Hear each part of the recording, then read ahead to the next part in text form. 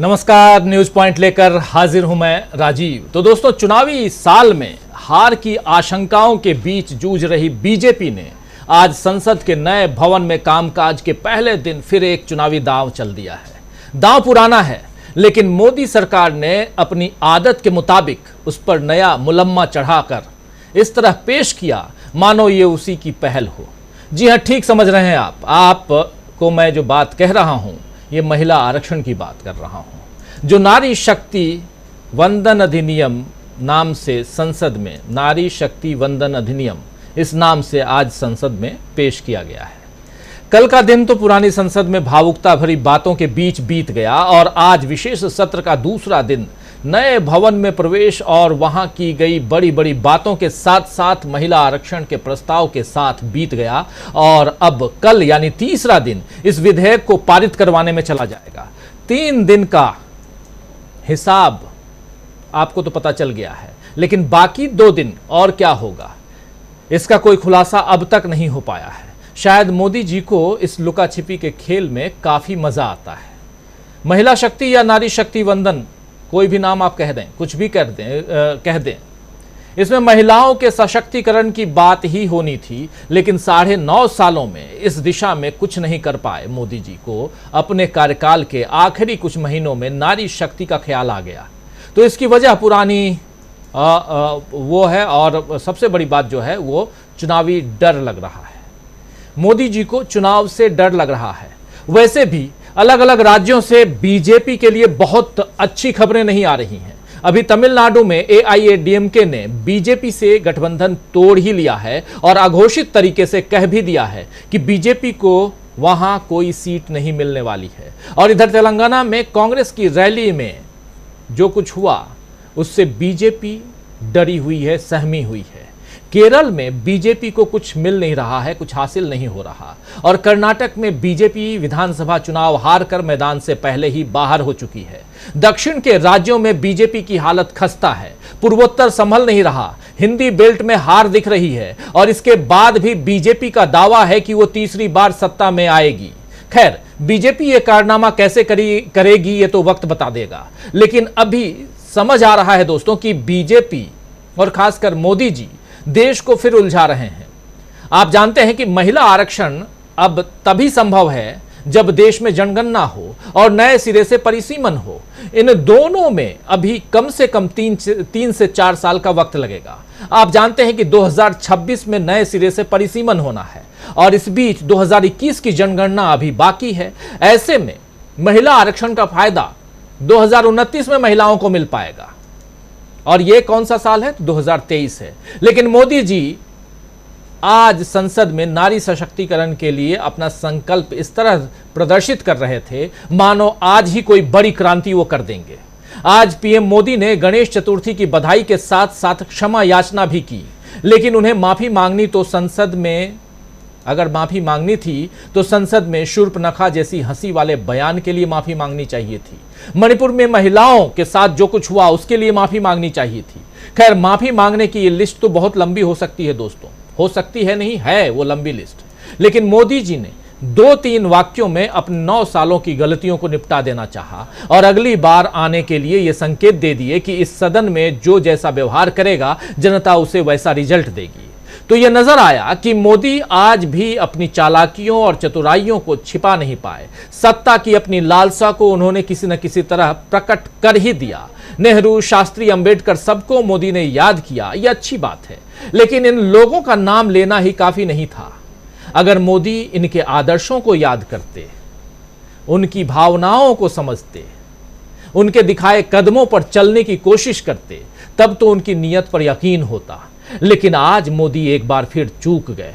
इसीलिए यहां सवाल उठता है कि क्या मोदी ने अपनी पार्टी को फंसा दिया है? क्या अपने ही जाल में फंस गई है बीजेपी? ये सवाल हम यहां लिख भी रहे हैं।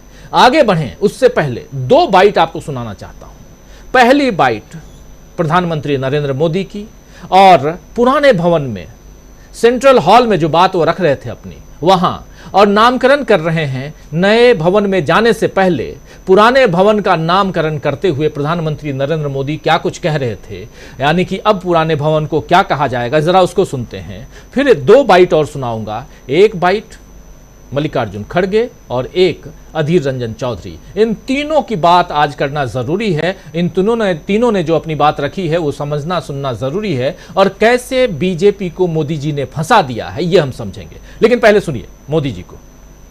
और मेरी प्रार्थना है, मेरा सुझाव है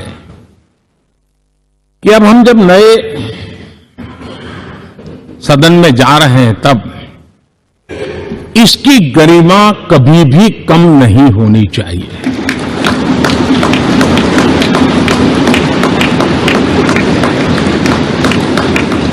इसे सिर्फ पुरानी पार्लियामेंट कहकर के छोड़ दें, ऐसा नहीं होना चाहिए।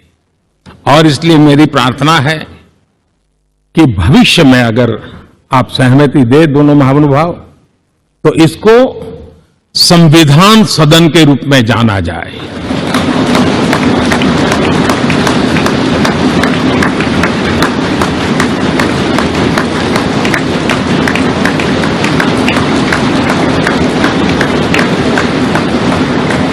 ताकि ये हमेशा हमारे के लिए हमारी जीवन प्रेरणा बनी रहेगी।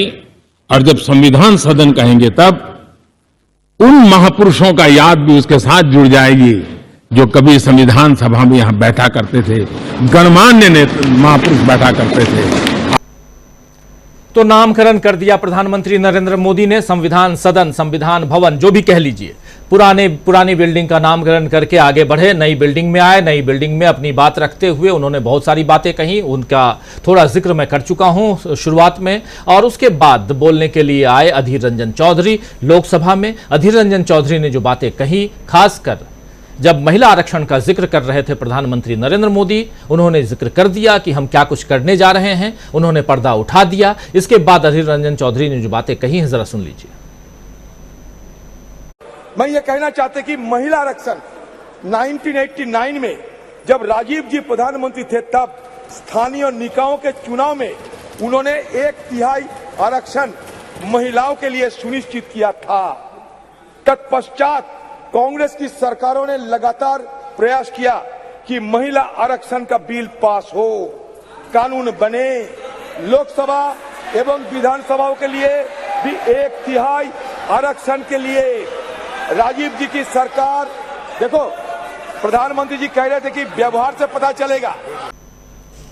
तो यहां अधीर रंजन चौधरी बता रहे थे कि राजीव गांधी की सरकार ने ऑलरेडी पंचायत स्तर पर आरक्षण दिया था। उस आरक्षण को अभी तक बढ़ाया जाता है, वो आरक्षण अभी भी लागू है। आप जानते हैं कि सरपंच का जो चुनाव होता है वहाँ महिलाओं के लिए आरक्षण है। और उसी चीज़ को आगे बढ़ाते हुए 1996 में HD देवेगौड़ा की जब सरकार आती है तो वो इसको लेजिस्लेटिव लेवल पे, यानी विधानसभा में और लोकसभा में, दोनों सभाओं के लिए भी आरक्षण की बात वहाँ रखते हैं। उस बात को फिर अटल बिहारी वाजपेयी आगे बढ़ाते हैं, वहाँ उनको सफलता नहीं मिलती है, ना HD देवेगौड़ा को सफलता मिलती है। मनमोहन सिंह आगे बढ़ाते हैं, उनको सफलता राज्यसभा में मिलती है, लेकिन वो लोकसभा तक पहुंच नहीं पाता है ये बिल। और अब यहाँ जब ये बिल आता है तो यहाँ का मनमोहन सिंह के कार्यकाल और वहाँ जो कुछ हुआ इसका जिक्र ही नहीं कर रहे थे प्रधानमंत्री नरेंद्र मोदी। कहीं ना कहीं कुछ ना कुछ छिपा रहे थे। तो ये लुका छिपी का जो खेल है मोदी जी का, आखिर वो क्या कुछ कहता है, और क्या इस लुका छिपी के खेल में ही वो अपनी पार्टी को फंसा रहे हैं, समझेंगे आगे। एक बात लेकिन और सुन लेते हैं। मल्लिकार्जुन खड़गे जब राज्यसभा में इसी बिल पर कह रहे थे, बात अपनी कर रहे थे, सुनिए। वो क्रेडिट हमको देते नहीं, लेकिन मैं उनके नोटिस को लाना चाहता हूं कि वुमेन रिजर्वेशन बिल ये ऑलरेडी पास्ड इन 2010, लेकिन इसको बाधा आ गई तो उसमें वही रुक गया। लेकिन ये पहले थोड़ा बैकवर्ड क्लासेस को रिजर्वेशन देने की बात थी। शेड्यूल कास्ट तो इजी था उनका, क्योंकि उनको ऑलरेडी कॉन्स्टिट्यूशनल रिजर्वेशन रहने की वजह से 1/3 इजीली उसमें आता था। लेकिन बैकवर्ड क्लासेस और उनको इसमें जरा थोड़ी सी आगे पीछे होने का संभव इसलिए है कि अनलेस कॉन्स्टिट्यूशनल अमेंडमेंट 1/3 बैकवर्ड को देने का अगर नहीं होता तो नेचुरली वहाँ के महिलाओं को नहीं मिलता। और अगर आप नहीं करेंगे तो सिर्फ उन बैकवर्ड क्लासेस को अन्याय होगा।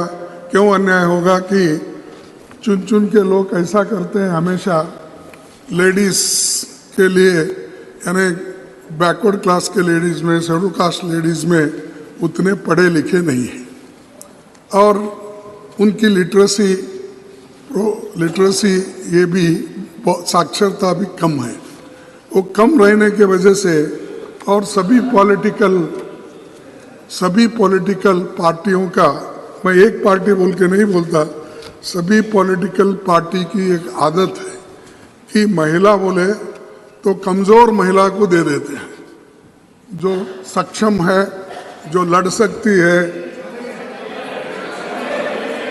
अरे सुनो, तुमको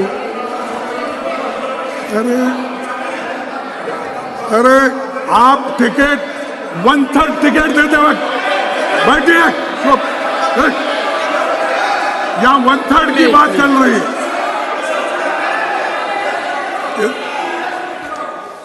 यहाँ 1/3 की बात चल रही है। तो सुन रहे थे आप मल्लिकार्जुन खड़गे, और यहां अपनी बात रखते हुए और अपनी आशंकाओं को, जो कुछ हो सकता है, जो कुछ होता रहा है महिला आरक्षण पे, उन तमाम बातों को यहां रखते हुए, लेकिन टोका टाकी और शोरगुल ये तमाम चीज़ें होती रहीं और मल्लिकार्जुन खड़गे को बीच बीच में बहुत व्यवधान झेलना पड़ा। व्यवधान झेलने की नौबत उनको हमेशा आती है और वो कह भी रहे थे कि मुझे लगातार बोलने नहीं दिया जाता है। मल्लिकार्जुन खड़गे मतलब सेंट्रल विस्टा में राज्यसभा में बोल रहे थे और यहाँ भी प्रधानमंत्री नरेंद्र मोदी बोले। प्रधानमंत्री नरेंद्र मोदी लोकसभा में भी नए भवन में बोले, यानी कि आज 3 जगह प्रधानमंत्री नरेंद्र मोदी बोले, 3 जगह खड़गे साहब और 3 जगह 2 जगह खड़गे साहब और 2 जगह अधीर रंजन चौधरी। तो आप लोग भी सुन के मोदी जी को थक गए होंगे, इसलिए दोबारा नहीं सुना रहा हूं, पा तो रहा हूं लेकिन सुना नहीं रहा हूं। यहां सबसे महत्वपूर्ण बात यह है कि जो बिल पेश किया गया है वो बिल यहां सामने आपको दिखा रहा हूं, हमारे बिल्कुल बगल वाले स्क्रीन पे। जरा इसको और आगे बढ़ाइए। 6 पन्ने में ये बिल है और इस बिल में जो 6th पॉइंट है उसमें ये साफ साफ है कि ये परिसीमन के बाद लागू होगा। 6वां पॉइंट बहुत छोटा है, अभी आपको दिखाई नहीं दे रहा होगा, लेकिन चलिए हम कोशिश करेंगे कि हमारे उसमें आपको किसी तरह दिखाई दे। ये 6th जो है ये 2023 का है।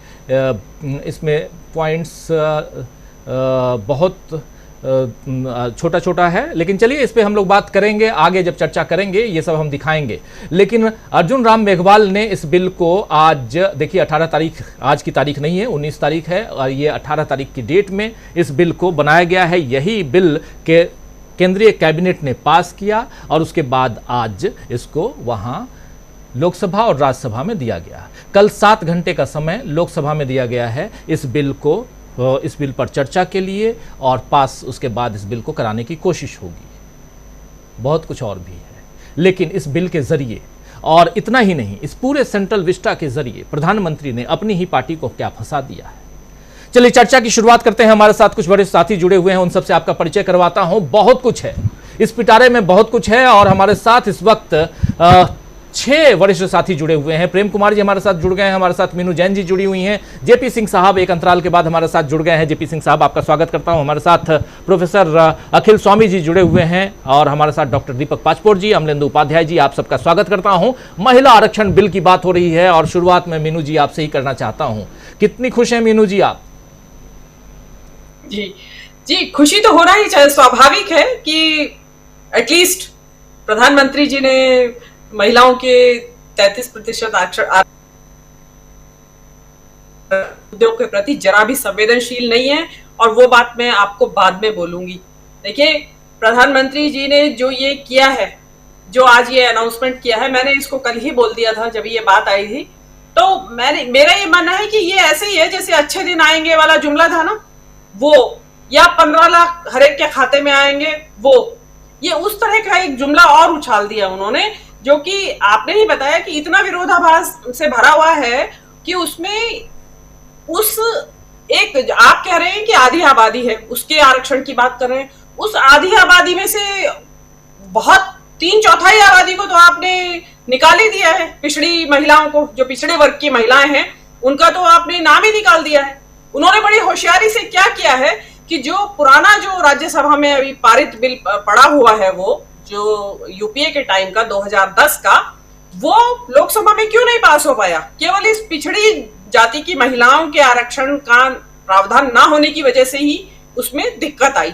तो मोदी जी ने क्या किया, उस इलाके, उस एरिया को ही काट के फेंक दिया कि जिस वजह से विवाद हुआ था उसे ही निकाल दो तो बड़ा आराम रहेगा ये करने में, पास करने में।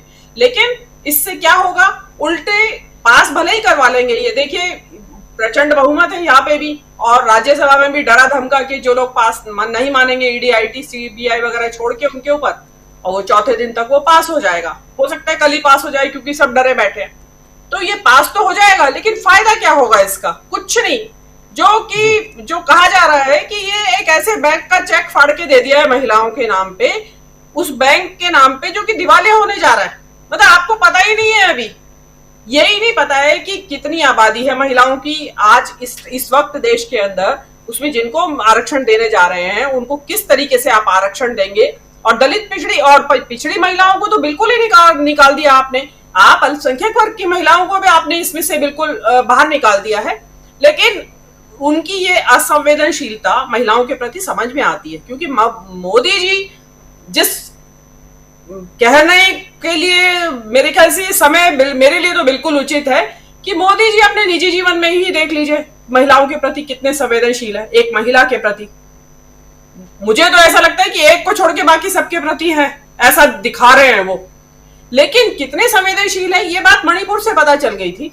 ये बात आपको बृजभूषण शरण सिंह, जो अभी भी संसद में बैठे हैं, जो ये 33% आरक्षण दे रही है, उसी में भाजपा का सांसद वो बैठा है जो महिला पहलवानों का यौन शोषण करता है, और मोदी जी समेत पूरी सरकार चुप बैठी रहती है। और उसके अलावा आप मणिपुर का मुद्दा देख लीजिए, आप बिल्किस बानो का मुद्दा देख लीजिए, आप कठुआ का मुद्दा देख लीजिए, आप कौन सा मुद्दा ऐसा नहीं है, हाथरस का, उन्नाव का, जिसमें कि मोदी जी बोले हो, या ये जो महिलाएं दिखाई दे रही हैं जो बैठी हुई, जिनको कहा जा रहा है कि ये अगर बन के आ जाएंगी महिलाएं तो पता नहीं महिलाओं का जीवन में क्या जमीन आसमान का अंतर आ जाएगा। राजीव जी, मैं मानती हूं कि ये महिलाओं का जब तक राजनीति में भागीदारी नहीं मिलेगी, बहुत अंतर नहीं आने वाला है। लेकिन आप देखिए जो ये महिलाएं यहाँ पे बैठी हुई हैं, या देश की जो राष्ट्रपति है, या जिन निर्मला सीतारामन को वो दिखा के बात कर रहे हैं अभी कि देखिए आप उनसे झगड़ा कर रहे हैं खड़गे जी से, वो महिलाएं हैं जो कुछ भी महिलाओं के ऊपर कोई अत्याचार हो जाए, कोई उत्पीड़न हो जाए, यौन उत्पीड़न, शारीरिक हिंसा, या महिलाओं के अधिकारों के लिए कभी बोलती हो ये महिलाएं? आपने कभी सुना इनको बोलते हुए? कभी भी नहीं सुना है। और उस सरकार का प्रधानमंत्री कह रहा है कि मैं महिलाओं को 33% आरक्षण देना चाहता हूं।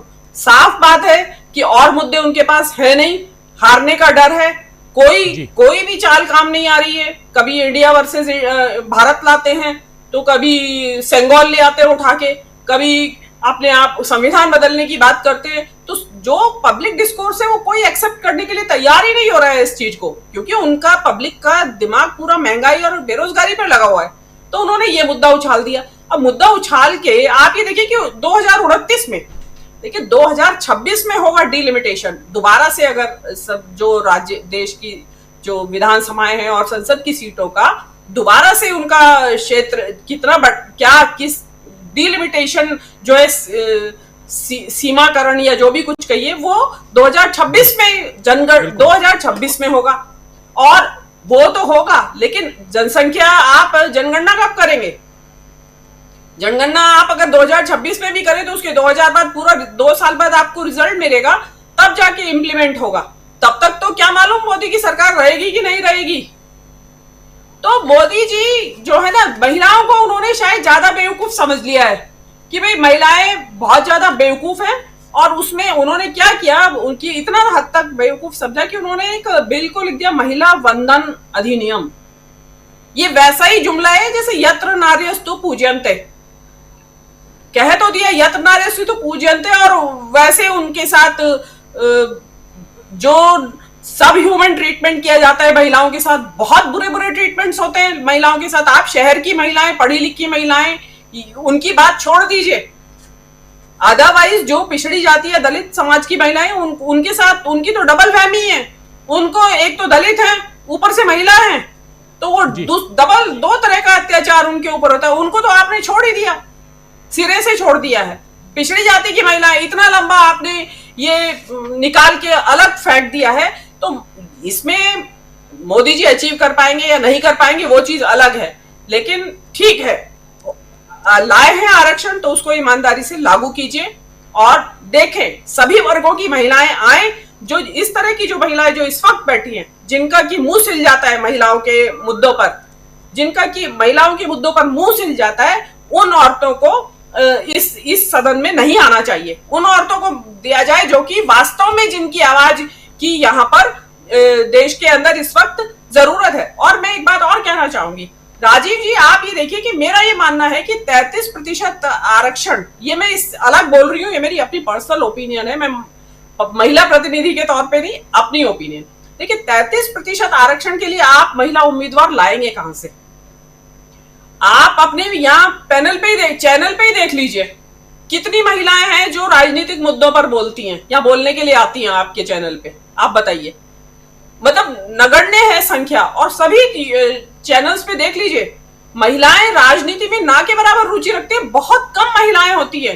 तो ऐसी स्थिति में कौन महिलाएं आएंगी जो जिनको टिकट मिलेगा? जो नेता की पत्नी है, जो नेता की बहन है, भाभी है, बेटी है, वो लोग काबिज हो जाएंगे। असल में जिनके लिए आरक्षण लाया जा रहा है वो इसमें आ ही नहीं पाएंगी। मुद्दा इसमें कहने के लिए बहुत सारी बातें अभी मेरी रुकी हुई है, बहुत लंबा लिस्ट बनी हुई है मेरे पास, तो दूसरे राउंड में आएंगे मीनू जी, दूसरे राउंड में उस पर भी बात करेंगे। और बहुत इंपॉर्टेंट बात आप कह रही हैं, और ये एक ऐसी बात है कि सरपंच पति हम लोगों ने ये सुन लिया है, ये वैसे ही अब कुछ दिनों बाद विधायक पति और सांसद पति हम सुनेंगे, शायद ऐसा जैसा आप कह रही हैं। लेकिन ये महत्वपूर्ण है, और यही बात वहाँ राज्यसभा में मल्लिकार्जुन खड़गे साहब भी कह रहे थे कि आप एजुकेशन वाइज, मतलब हर चीज से महिलाओं का उत्थान कीजिए। उनको न सिर्फ पॉलिटिक्स में बल्कि कई जगह उनके उत्थान की जरूरत है। हमारे साथ जुड़ गए हैं डॉक्टर राकेश पाठक जी, वरिष्ठ पत्रकार हमारे साथ ही। डॉक्टर साहब आपका स्वागत करता हूं इस कार्यक्रम में, और सीधा पहले आना चाहता हूं प्रोफेसर अखिल स्वामी जी आपके पास। स्वामी जी, कैसे देखा जाए, हम आरक्षण पे बात लगातार कर रहे हैं, लेकिन अपने ही जाल में कैसे फंस गई है बीजेपी? बीजेपी को मोदी जी ने कैसे फंसा दिया है, जरा आपका इस पर पॉइंट ऑफ व्यू। देखिए राजीव जी, मुझे ऐसा लगता है ये उसी प्रकार का जुमला है जैसा जुमला हमने 2013 में सुना था कि सबको 15 लाख मिलेंगे और 2 करोड़ नौकरियां हर साल मिलेंगी। देखिए बहुत सारी घटनाएं इस समय हो रही हैं जिसमें ये जिस प्रकार की इनकी रणनीति है उसका पर्दाफाश हो रहा है। कम से कम 15 दिन इन्होंने चर्चा के विषय को बदल दिया है। आपने देखा होगा जो कनाडा के राजनयिक हैं उनको किस प्रकार से बुलाया गया, किस तरह तमतमाते हुए वो ऑफिस से बाहर निकले और उन्होंने अपनी कार का दरवाजा बंद किया। कनाडा ने हमारे डिप्लोमेट को बाहर किया, हमने उनके, मतलब अभी तक हम ये सोच रहे थे कि चीन और पाकिस्तान हमारे शत्रु हैं, और वो देश जो अपने को विश्वगुरु कहता है उसके कनाडा से इतने खराब संबंध हो गए हैं, क्योंकि कनाडा ये कह रहा है कि आपने हमारे देश में हमारे देश के नागरिक को जो मरवाया है और आपकी संलिग्नता इसमें है, हम इसमें विरोध प्रकट करते हैं। और हमारे राजनीतिक, हमने भी राजनीतिक अपने डिप्लोमेट वापस बुला लिए, उन्होंने बुला लिए। ऑस्ट्रेलिया ने भी ये कहा कि उनके यहाँ मंदिरों के अंदर जो तोड़फोड़ हुई है, जो घटनाएं हुई हैं, उसमें आप ही के लोग तत्व इसमें इन्वॉल्व हैं। आपने देखा जिस प्रकार आज गडकरी जी जब मोदी जी आए उठ के खड़े नहीं हुए। आपने आज की तारीख में देखा कि जो सिंधिया साहब हैं, श्रीमंत जी, वो सोनिया जी के बगल में जाके बैठ गए। आपने देखा आज की तारीख में ऑल इंडिया द्रमुक डीएमके, एआईडीएमके, जो कि बीजेपी के साथ गठबंधन में था, उन्होंने खुलेआम ये कह दिया कि हमारा बीजेपी से कोई लेना देना नहीं है। आपने कुछ दिन पहले देखा था कि वो पवन कल्याण, जिनका आंध्र प्रदेश के सीमावर्ती इलाके और तेलंगाना में अच्छा खासा प्रभाव है, जो मोदी जी को माला पहना रहे थे, उन्होंने मोदी जी का साथ छोड़ दिया है। आपको अगर मोदी जी को महिला सम्मान की बात सोचनी है तो वसुंधरा राजे जी के बारे में सोच लें, उमा भारती जी के बारे में सोच लें, सुमित्रा महाजन जी के बारे में सोच लें, और ममता बनर्जी को जो उन्होंने दीदी और दीदी कह के पुकारा था। महिलाओं का सम्मान होता है जब महिलाओं को अच्छी तरह से आप संबोधित करते हैं।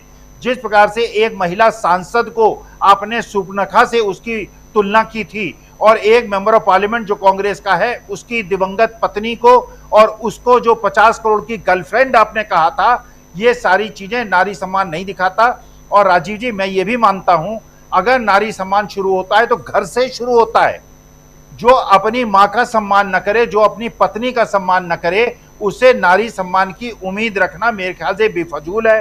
तो मैं ये मानता हूं ये उसी प्रकार का जुमला है, सबको 15 लाख रुपए मिलेंगे, 2 करोड़ नौकरियां मिलेंगी। वास्तविकता ये है, विदेश नीति में भी हमारा बुरी हालत हो रखी है, अर्थनीति में भी बुरी हालत हो रखी है, आपसी जो विभेद हमारे यहाँ पैदा हो गया है उसमें बुरी हालत हो रखी है।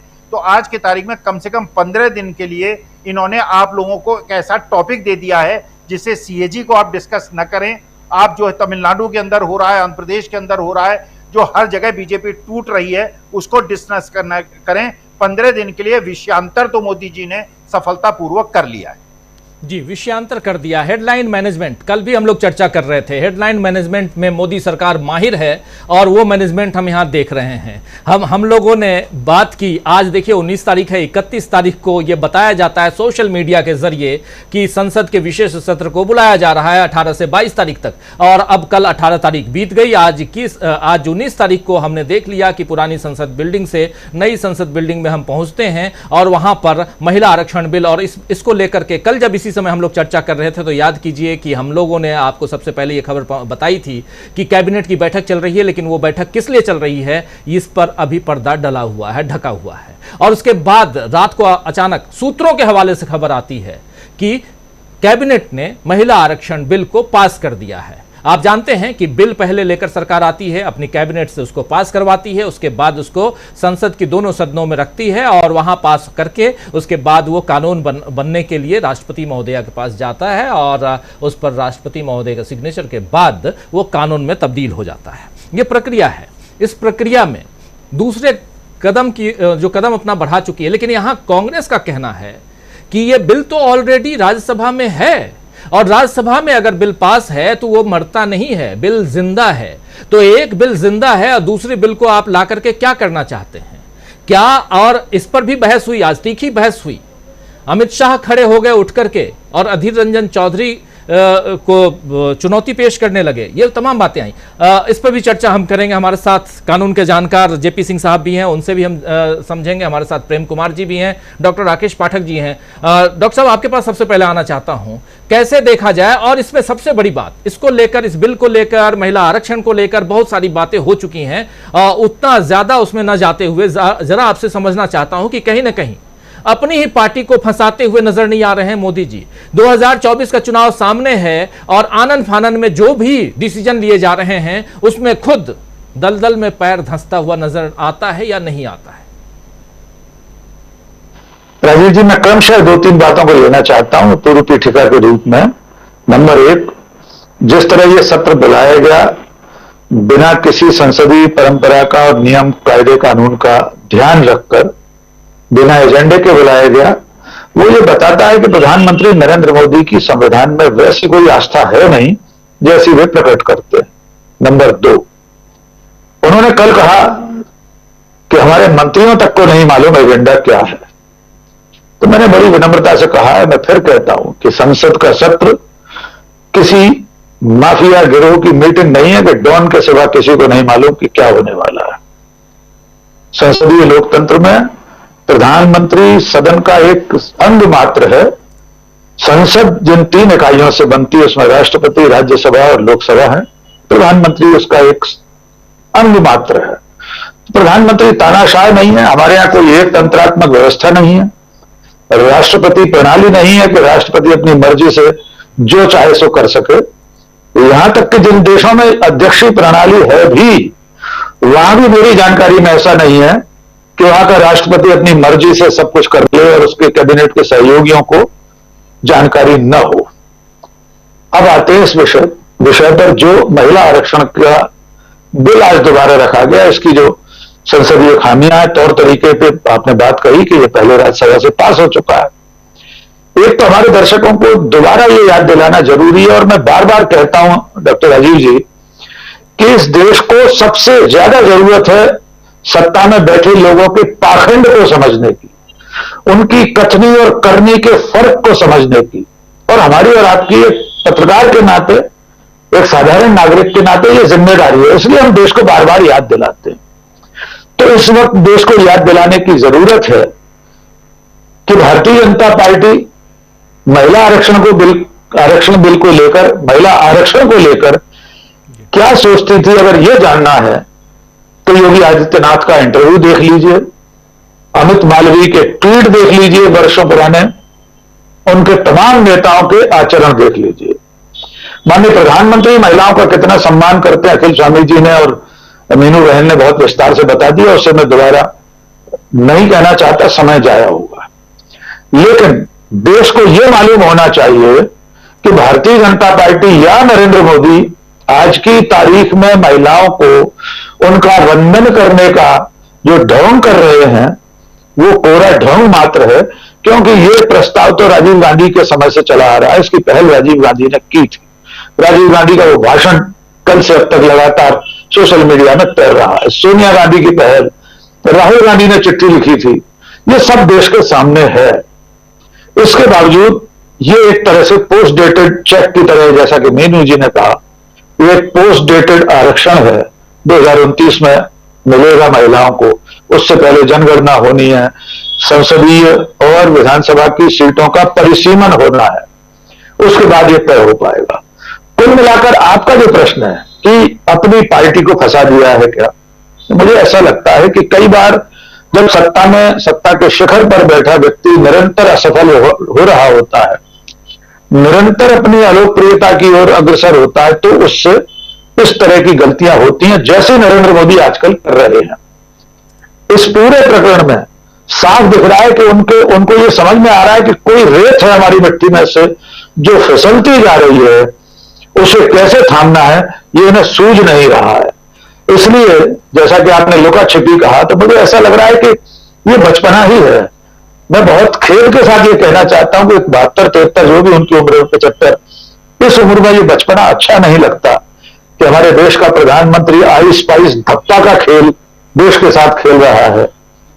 ये बचपना ही है। और वाकई में कितने दुख की बात है, इस महादेश का प्रधानमंत्री, विश्व गुरु, जिसके सामने पूरी दुनिया नतमस्तक है, उसके मुताबिक और उसके भक्तों के मुताबिक वो अभी परिपक्व ही नहीं हो सका अब तक की उनकी कार्यप्रणाली से, ऐसा लगता है मुझे। जी राजीव जी। जी बिल्कुल, कार्यप्रणाली से क्या कुछ लग रहा है और क्या कुछ हो रहा है, क्या कुछ होने जा रहा है, इस पर अपने विचार व्यक्त कर रहे थे डॉक्टर राकेश पाठक जी। आना चाहता हूं जरा प्रेम कुमार जी आपके पास। कैसे आप देखते हैं प्रेम कुमार जी, 2 दिनों में जो कुछ हुआ, 5 दिनों का ये एक छोटा सा सत्र, विशेष सत्र, और अगर महिला आरक्षण के लिए ही बुलाया गया था, इस सत्र को माना जाए किसी के लिए बुलाया गया था, क्या ये जल्दबाजी नहीं है, या यहां पर कुछ गलती कर बैठे हैं मोदी जी? और क्योंकि बात तो निकलेगी तो दूर तलक जाएगी, और ये 2029 तक, आज की तारीख में भी अगर महिला आरक्षण बिल पास हो जाता है तो 2029 से पहले देश की महिलाओं को वो बेनिफिट नहीं मिलेगा जिस बेनिफिट के लिए ये लाया जा रहा है। नारी शक्ति वंदन अधिनियम, नाम भी देखिए, रैपर अलग, अंदर मटेरियल वही है। जरा बताइए कैसे देखा जाए इसको। जी राजीव जी, महिला आरक्षण बिल जो नए तरीके से पेश हुआ है वो एक चुनाव है, उसको देखते हुए हुआ है, और जिस तरीके से पेश हुआ है लुका छिपी का खेल खेलते हुए, वह भी इस आरक्षण के उद्देश्य को एक पहेली बनाता है। और पूरे तौर पर देखा जाए तो हम ये मानते कि महिला आरक्षण को लेकर के देश में कोई महिलाओं ने आंदोलन किया हो, ऐसा नहीं। भाई ये गिफ्ट करेगी सरकार, तोहफा देगी सरकार, तो तोहफा देने का उसका अपना तरीका होगा। आजकल तोहफा के बदले तोहफा चाहिए होता है। हम आपको तोहफा देंगे तो रिटर्न गिफ्ट मिलेगा तभी देंगे। तो ये रिटर्न गिफ्ट के लिए उनको वोट चाहिए, रिटर्न महिलाओं का, तो इसके लिए एक तोहफा दे रहे हैं। एक महिलाओं को हक देने की बात इस आरक्षण बिल में नहीं है, मकसद नहीं है, लेकिन कुछ बातें स्पष्ट करना जरूरी है। हम अक्सर बोलने लगते हैं, अभी हमारे पैनलिस्ट साथी भी बोल रहे थे, हम थोड़ा सा आलोचनात्मक होते हैं। हमारे पैनलिस्ट साथी भी कह रहे हैं कि महिला आरक्षण अगर हो जाता है तो पढ़ी लिखी महिलाएं जाएंगी कि नहीं, बोलने वाली महिलाएं जाएंगी कि नहीं, किस तरह की महिलाएं जाएंगी, इस तरह के सवाल आ रहे हैं। बहुत सारे लोग ये कहते हैं कि महिलाएं तो होती ही नहीं है कि सदन में भेजा जाए, ये भी राय रखी जाती है। पुरुषवादी मानसिकता है जो अलग अलग रूपों में आती है। सारी चीजें हम महिलाओं से ही एक्सपेक्ट कर रहे हैं कि महिलाओं पूरी योग्य हो जाए तब उनको रिप्रेजेंटेशन होना चाहिए, तब तो आरक्षण की जरूरत क्या है, रिजर्वेशन की जरूरत क्या है। तो ये सोच भी हटानी पड़ेगी भाई, चाहे वो बलकटीवाल वाली कमेंट हो, चाहे आज जो लोग कमेंट कर रहे हैं, हम सब महिलाओं से एक्सपेक्ट करने लगते हैं। और सच ये है कि आज जो बिल पेश किया गया है, महिला आरक्षण बिल को विलंबित और निलंबित कर दिया गया है। ये आरक्षण दिया नहीं गया है, आरक्षण को रोक दिया गया है। एक रिजर्वेशन जो राज्यसभा में पास था उसको पारित करने की जरूरत थी। तमाम आलोचनाएं थी कि यूपीए सरकार में बहुत सारे घटक दल उसके पक्ष में नहीं थे, पुरुषवादी मानसिकता थी, वो लोकसभा में पारित नहीं हो सकी। तो लेकिन बीजेपी की सरकार 2014 के बाद से लगातार सत्ता में है, 9 साल से सत्ता में है। 9 साल में वो लोकसभा में प्रचंड बहुमत होने के बाद भी उसको पारित कराने के लिए कभी सोचा नहीं गया। और आज जब सोचा गया तो उसको इन्होंने परिसीमन से जोड़ दिया, इन्होंने जनगणना से जोड़ दिया। तो भाई महिला आरक्षण, अगर महिलाओं को आरक्षण मिलेगा तो उसके लिए परिसीमन होना जरूरी है, ये कौन सा कंडीशन है? उसके लिए जनसंख्या को गिना जाना जरूरी है, ये कौन सा कंडीशन है? यानी महिलाएं चूंकि आंदोलन में नहीं है, यहाँ जो दाता बैठे हैं उनको गिफ्ट देना है, रिटर्न गिफ्ट लेना है, तो रिटर्न गिफ्ट पर उनको ज्यादा ध्यान है। तो वो क्या कह रहे हैं, तरह तरह की शर्तें लगा करके उस देने को वास्तव में नहीं देना बना दिया है। उन्होंने दिया नहीं है, 9 साल तक इंतजार कराया और 6 साल आगे के लिए उसको रख दिया। यानी 15 साल बीजेपी सरकार ने महिला आरक्षण बिल देने में लगाया है, और उस 15 साल बाद जो बिल आएगा वो भी 15 साल के लिए रहेगा। यानी 15 साल का आरक्षण बिल देने के लिए बीजेपी की सरकार ने 15 साल लगाए। 9 साल बीत चुका है और 6 साल बीतेगा तब महिलाओं को आरक्षण मिलेगा। इसलिए हम उन दोनों तर्कों के खिलाफ हैं जो महिला से योग्य होने का भी पैमाना मानती कि योग्य हो जाए। अरे कैसे आएंगी और किस तरह की महिला आएंगी? सरपंच पति होगा कि क्या होगा? वो पहले महिला को आरक्षण मिलेगा तब तो हमारे पास आया वो प्रॉब्लम की कोई पति सरपंच पति बन रहा है, उस प्रॉब्लम से भी निपटा जाएगा। लेकिन आरक्षण महिलाओं को रिप्रेजेंटेशन देना निश्चित करना चाहिए। एक और छोटी सी बात जोड़ना जरूरी है जिसके लिए कोई नहीं बोलता है। अब महिलाओं के लिए आरक्षण है, भाई महिलाओं के लिए आरक्षण है, कोटे में कोटा की भी बात हो रही है, उस पर भी राजनीति होगी, इस पर फिर बात होगी। लेकिन यहाँ कोटे में कोटा की बात होती तो विकलांगों की बात क्यों नहीं होती, दिव्यांगों की बात क्यों नहीं होती? भाई दिव्यांग को कहीं 4% कहीं 5% है ना रिजर्वेशन, वो वोट बैंक नहीं है, उनसे रिटर्न गिफ्ट नहीं चाहिए, तो उनको इस रिप्रेजेंटेशन में सोचा भी नहीं जाता है, कोई पॉलिटिकल पार्टी नहीं सोचती है। तो हम सोचते हैं कि दिव्यांग के मामले से उठा करके निश्चित रूप से महिला आरक्षण में, महिला क्या दिव्यांग नहीं होती, जो दिव्यांग महिलाएं उनको भी रिप्रेजेंटेशन मिलना चाहिए। इस तरह की बात उठा करके न्यायपूर्ण तरीके से आरक्षण को रैशनलाइज करना चाहिए। सभी तबके में महिला आरक्षण हो, लिमिटेड समय में हो, और उसको किसी शर्त से जोड़ा ना जाए, परिसीमन और जनसंख्या और उनकी क्वालिटी और उनकी योग्यता। बस बिल्कुल बिल्कुल, बहुत सारी बातें, 15 साल इंतजार अगले 15 साल के लिए, और इसमें महिलाओं के उत्थान की बात, नारी शक्ति वंदन अधिनियम लेकर के तो आ रहे हैं, लेकिन नारी की शक्ति कितनी बढ़ेगी इससे, बहुत कुछ यहाँ, बहुत सारे सवाल हैं। इन सवालों का जवाब हम ढूंढने की कोशिश कर रहे हैं। और क्या 5 दिन का ये विशेष सत्र बुलाकर मोदी जी ने खुद को, अपनी पार्टी को फंसा दिया है, ये भी समझने की कोशिश यहाँ हम कर रहे हैं। हमारे साथ जुड़े हुए हैं जेपी सिंह साहब। जेपी सिंह साहब, एक बात यहाँ और आ रही है कि जब इस ऐसे ही महिला आरक्षण बिल को राज्यसभा से पारित करवाया जा चुका है और ये लोकसभा में नहीं रखा गया। सरकार का तर्क है, आज इस पर चर्चा हुई, सरकार का तर्क है कि जब यहाँ से करके और एक नोटिफिकेशन जो है राज्यसभा ने ऑलरेडी नोटिस दे दिया था लोकसभा को, लेकिन ये सरकार लोकसभा में, मतलब यूपीए की सरकार लोकसभा में इसको पास नहीं करवाना चाहती थी, इसलिए वो लोकसभा के हवाले हो गया वो बिल। और वो जैसे ही 14 में लोकसभा भंग हुई, पुरानी लोकसभा, वैसे ही वो बिल भी गया। कितना दम है इसमें, इस बात में, जरा आप बताइए। और क्या ये मामला कल को कोर्ट तक जा सकता है कि एक बिल ऑलरेडी है और दूसरे बिल को आप लाके थोप रहे हैं? जी, ये कोर्ट तक जा सकता है, लेकिन ले कौन जाए? सवाल इस बात का। देखिए, जब राज्यसभा से पास हो गया तो कालातीत नहीं होता वो जो है लोकसभा भंग होने के कारण। तो ये कोर्ट में जा सकता है, लेकिन ले कौन जाएगा? अभी तो कांग्रेस भी समर्थन में है इस बिल के, और भी लोग समर्थन में है इस बिल के कि महिलाओं को आरक्षण मिलना चाहिए। मुख्य मुद्दा ये है कि ये लॉलीपॉप है, ये कोई आरक्षण नहीं है। 6 साल बाद आप देंगे।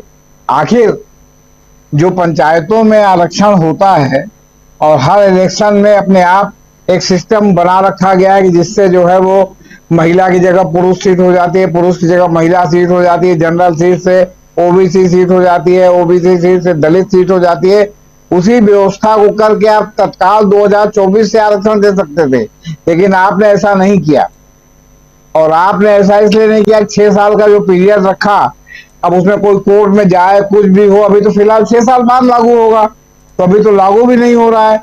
और 6 साल में आपने कह दिया परसीमन होगा। अभी आपने 2021 की जनगणना नहीं कराई, जनगणना करने में 2 साल लगता है, उसके बाद उसकी डाटा एनालिसिस होती है। परसीमन में भी 1 साल लगता है उस जनगणना के आधार पर कि कहाँ किसकी कितनी संख्या है।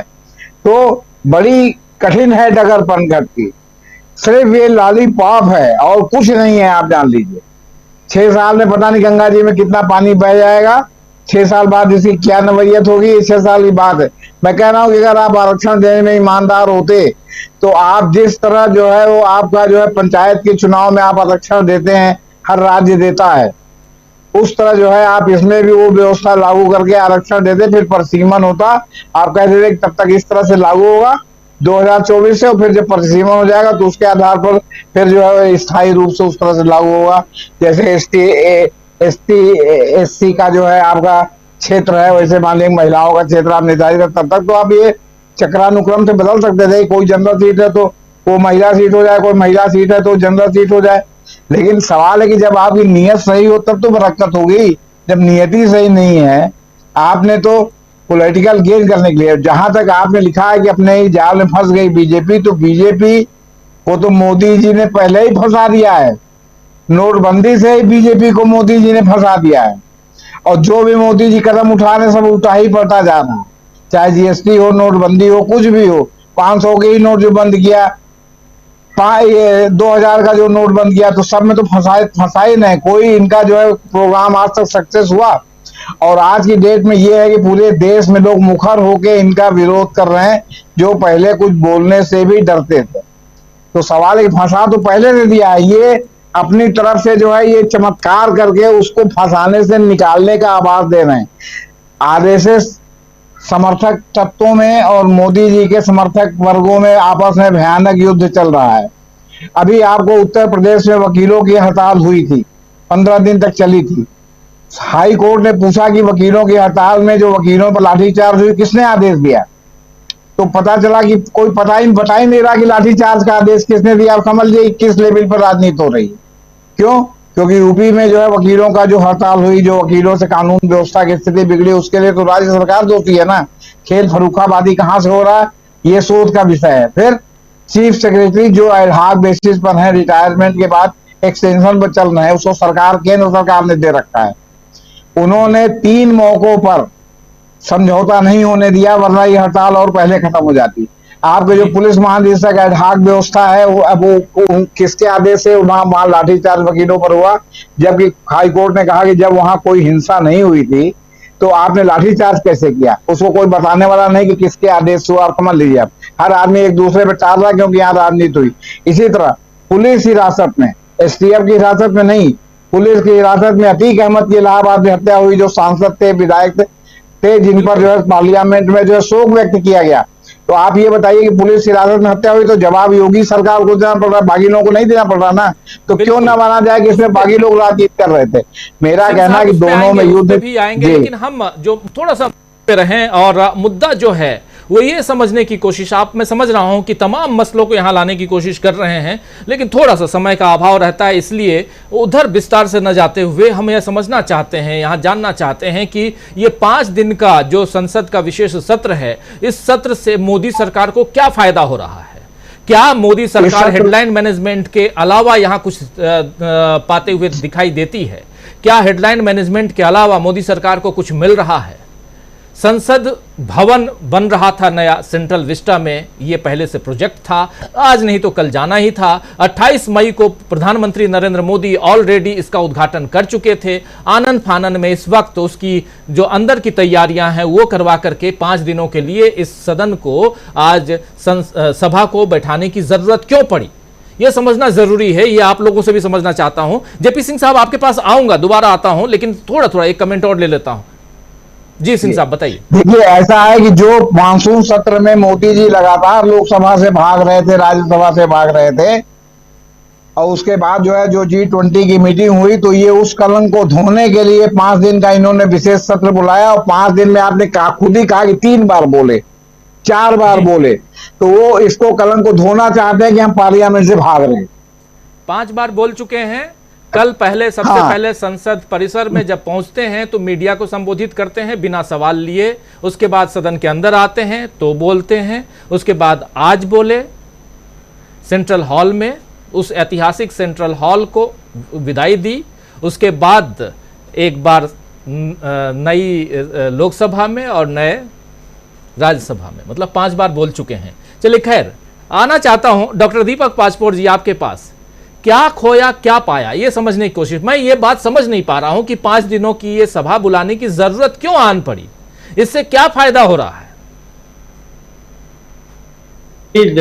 राजू जी, जैसा कि हम लोग जानते हैं कि हमारे मोदी जी जो हैं बहुत बड़े इवेंट मैनेजर हैं और बहुत ही हर चीज को बहुत बड़ा आकार में, बड़ा उसको चमकीला बनाकर पेश करने में माहिर है। ऐसा कोई भी मौका वो नहीं छोड़ते। अभी आप देखिए कि इस सत्र की शुरुआत किससे हुई थी? इस सत्र की शुरुआत जो हुई थी वो ओम बिरला जी के उस संबोधन से हुई थी, जिसमें उन्होंने G20 की सफलता के लिए उन्होंने बधाई दी थी और साथ ही उन्होंने इसका जो सफल नेतृत्व करने के लिए मोदी जी को उसका श्रेय दिया था। तो कुल जमा ये उसी इवेंट मैनेजमेंट की जो श्रृंखला है, बहुत सारी जो इस तरीके की घटनाएं हो रही है, उसी श्रृंखला की एक कड़ी है, जिसके अंतर्गत G20 को भी उन्होंने हाईलाइट किया। आप देखिए पूरे दिल्ली में जिस हिसाब से उसके पोस्टर्स लगाए गए, उसके बाद ये पूरा का पूरा, ये ठीक है ये इसका निर्माण जो है 2 साल पहले हुआ था और आज नहीं तो कल तो जाना ही था, लेकिन सारा कुछ जो है 2024 के चुनाव के पहले ऐसी बहुत सारी चीजें जो है मोदी जी ने पहले से निश्चित रूप से प्लान करके रखी है। अभी आप देखिए कि जनवरी में जो है राम मंदिर का उसका उद्घाटन भी होगा।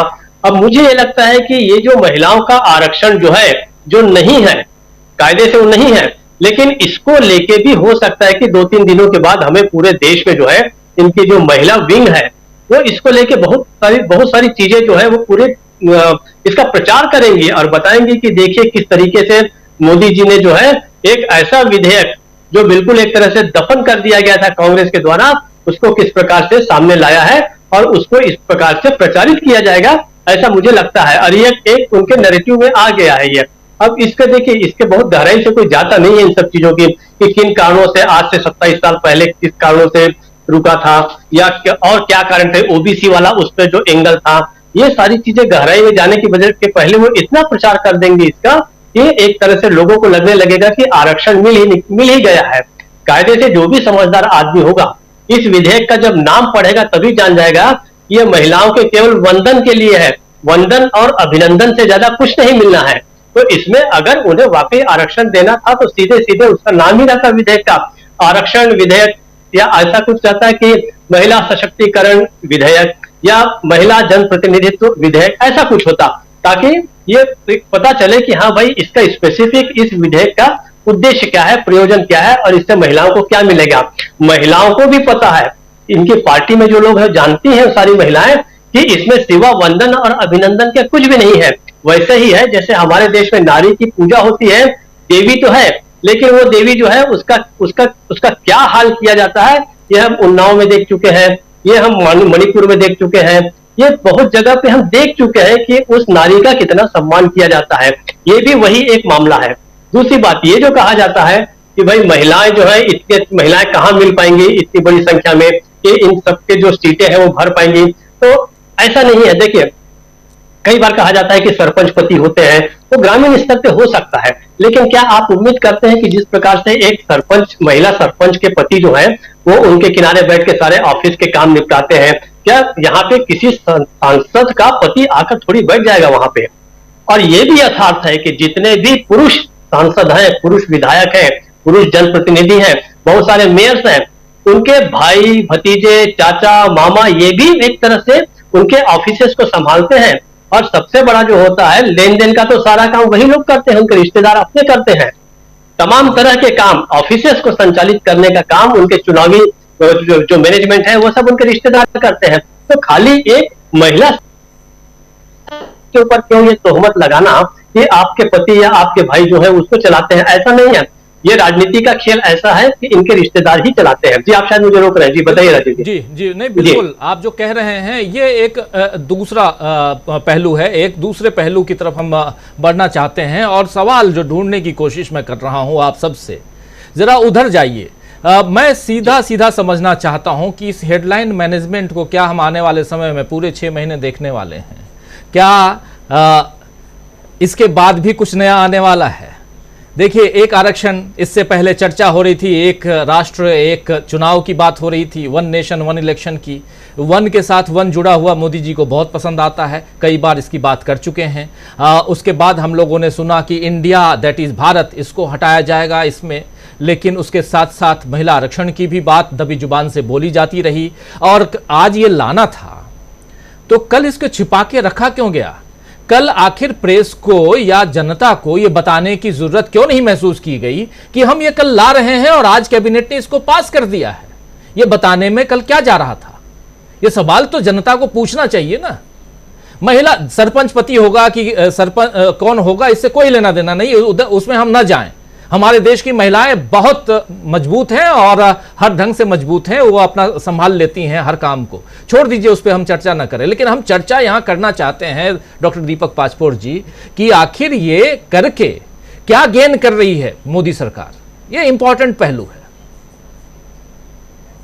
कि अब परिस्थिति बदली हुई है, इसका आभास शायद मोदी जी को नहीं है। अभी तक ये हो रहा था कि विपक्ष जो बिखरा हुआ था, उस विपक्ष को जो अब आज जो वो पूरा का पूरा एकत्र है, संगठित है, तो इस बिल के पीछे कुछ भी नहीं है। ये एक निष्फल है, ये प्रयोजनहीन बिल लाया गया है। इसको प्रचारित करने का काम जो है पूरा का पूरा इंडिया गठबंधन करेगा। इसलिए मुझे ऐसा नहीं लगता कि भारतीय जनता पार्टी को इससे कोई बहुत बड़ा गेन होना है। लेकिन हार के मुहाने पर खड़ी भारतीय जनता पार्टी के लिए वो सारे उपाय कर लेने हैं जो जो अवसर उसके हाथ में आते हैं।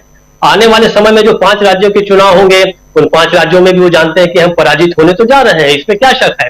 लेकिन प्रयास तो करने हैं बचने के, और बचने के सारे प्रयास जो है अब केवल और केवल मोदी जी को ही करने हैं। उनका साथ देने वाला भी अब कोई नहीं है। आप देखिए इतना बड़ा आयोजन हुआ, उनके आसपास बैठने वाले और इस सारे विधेयक को लेके जो कुछ काम कर रहे थे वो बहुत ही जूनियर किस्म के मिनिस्टर थे, जो अभी पिछले कुछ सालों में ही इस पर आए हुए हैं। आज राजनाथ सिंह उनके पास नजर नहीं आते, गडकरी साहब उनके पास नजर नहीं आते। तो आज जो परिस्थिति है वो बदली हुई है, राजनीतिक समीकरण बदल चुके हैं। तो ये जो मुद्दा लेके आई है, जो विधेयक लेके भारतीय जनता पार्टी आई है और मोदी जी लेके आए हैं, उसका बहुत ज्यादा फायदा तो नहीं मिलने वाला है। लेकिन मोदी जी के कहने के लिए बात तो होगी। कल को हो सकता है उनको आरएसएस के मुख्यालय में फिर से अपनी दावेदारी पेश करने के लिए अगर उपस्थित होना पड़े तो वहां बता तो सकेंगे, भाई मैंने तो डूबने से बचने की काफी कोशिश की थी, अब मैं नहीं ही बचा पाया, तो क्या करेंगे। राजीव जी। जी बिल्कुल बिल्कुल। अमलेंदु उपाध्याय जी, किस ढंग से आप देखते हैं आखिर ये हेडलाइन मैनेजमेंट कब तक हम लोग देखेंगे? ऐसे बता दूं कि कल सुबह इंडिया गठबंधन की 10 बजे बैठक है।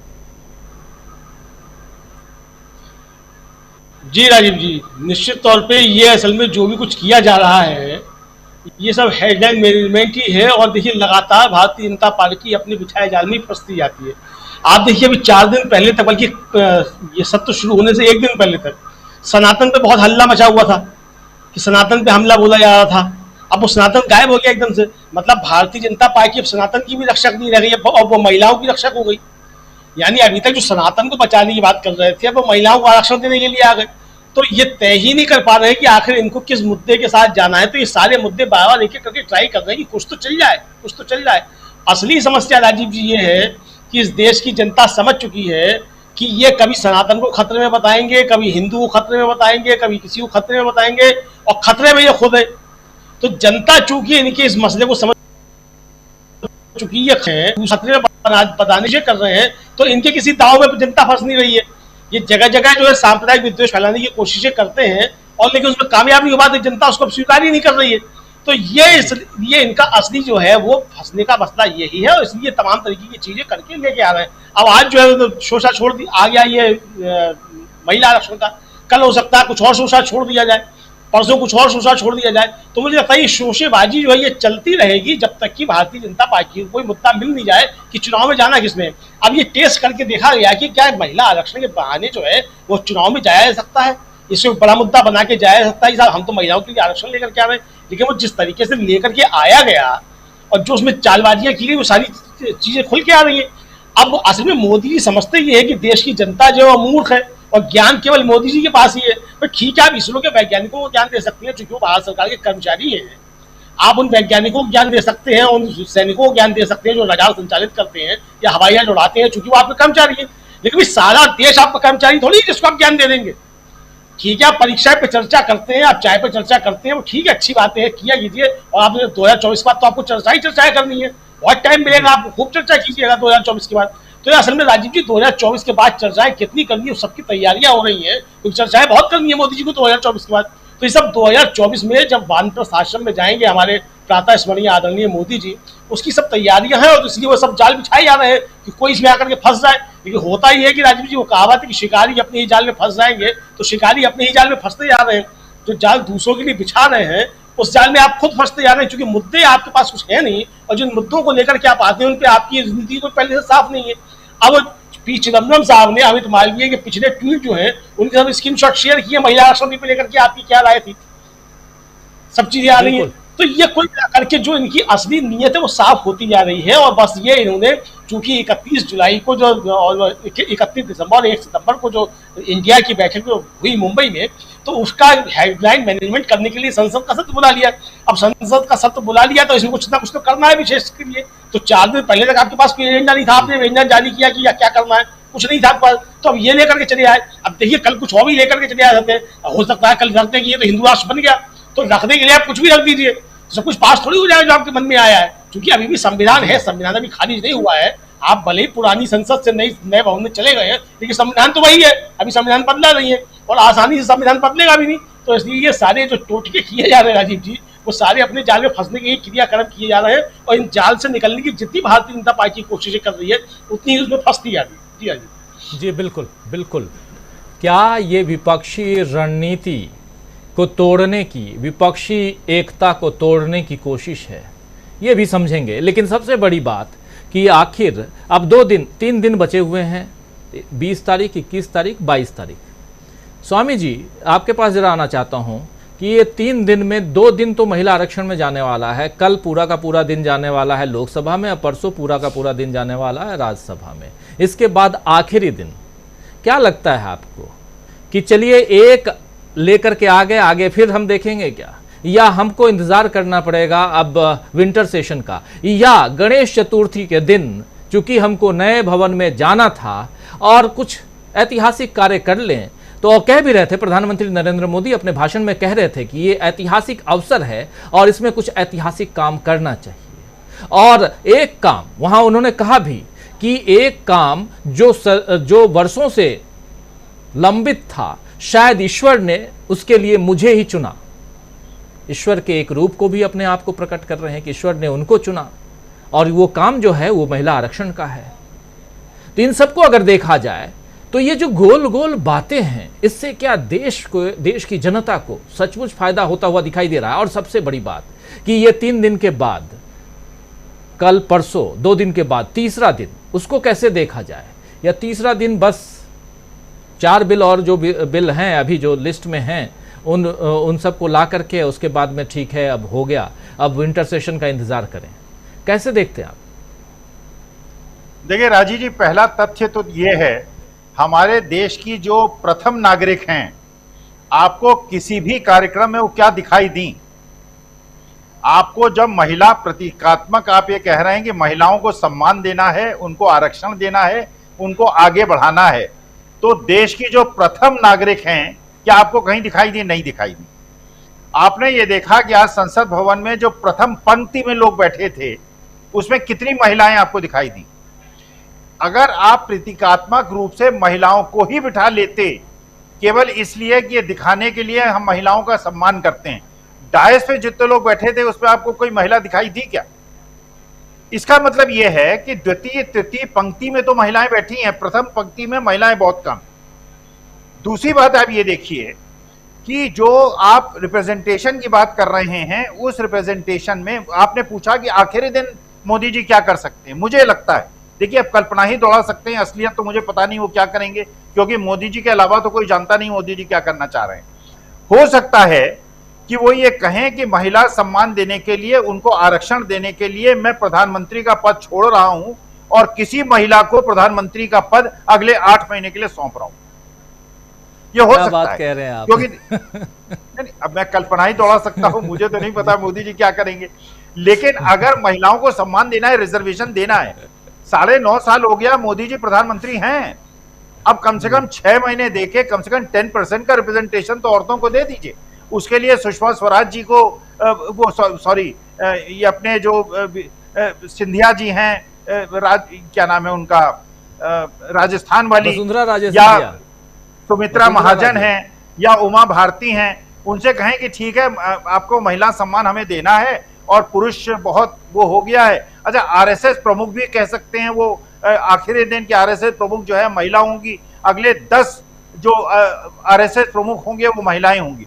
देखिए, महिलाओं को अगर आपको सम्मान देना है, उनको सत्ता में साथ देना है।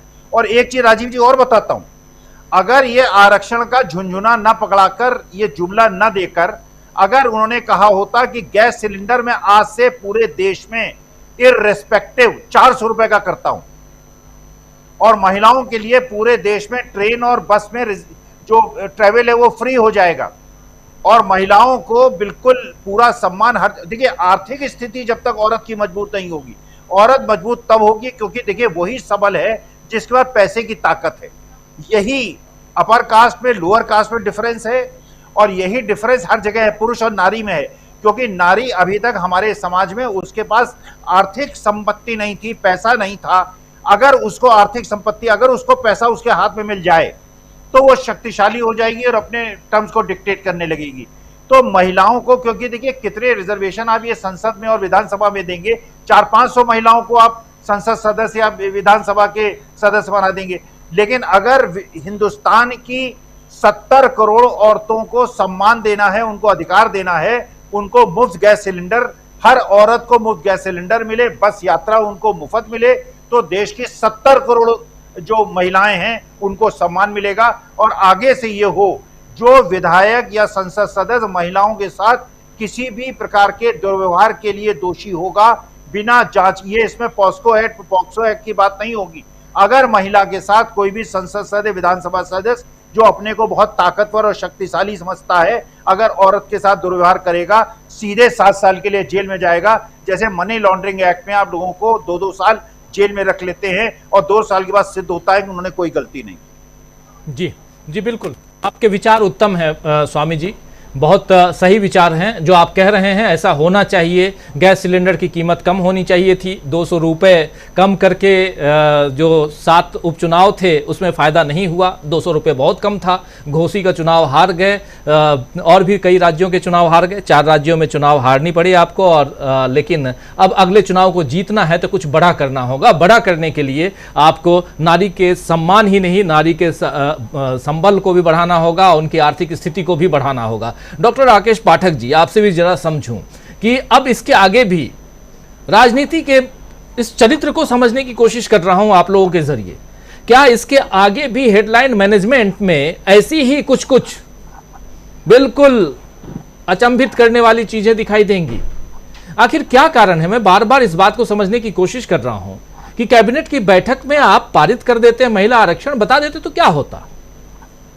अखबारों में खबर तो छप गई, सुबह सुबह सबने छापा फ्रंट पेज पे, लेकिन घोषित तौर पे बताते तो कुछ तो ये रहता कि हाँ सरकार पारदर्शिता है, सरकार ट्रांसपेरेंट है, ये तो समझ में आती बात। यहां तो आप दूसरे दिन आते हैं और फिर जरा बताइए।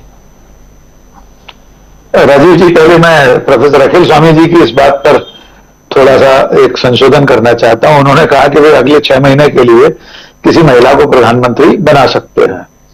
सर, मैं विनम्रता से निवेदन कर रहा हूं, उन्होंने 15 अगस्त अभी इसी साल लाल किले की प्राचीर से कह दिया है कि वे अगले साल भी इस लाल किले की प्राचीर से देश और दुनिया को संबोधित करेंगे। इसलिए संभव नहीं है कि वे किसी महिला को प्रधानमंत्री बना दे। हाँ, अगर उस दिन भगवान भास्कर सूर्य पश्चिम से हो गए तो हो सकता है नरेंद्र मोदी जी कुछ भी कर सकते हैं। आपका सवाल बड़ा बारीक है राजीव जी कि इस तरह के सरप्राइज देने वाले काम नरेंद्र मोदी जी क्यों करते हैं। उन्हें ऐसा लगता है कि वे देश को चौंका कर बहुत कुछ हासिल कर लेते हैं।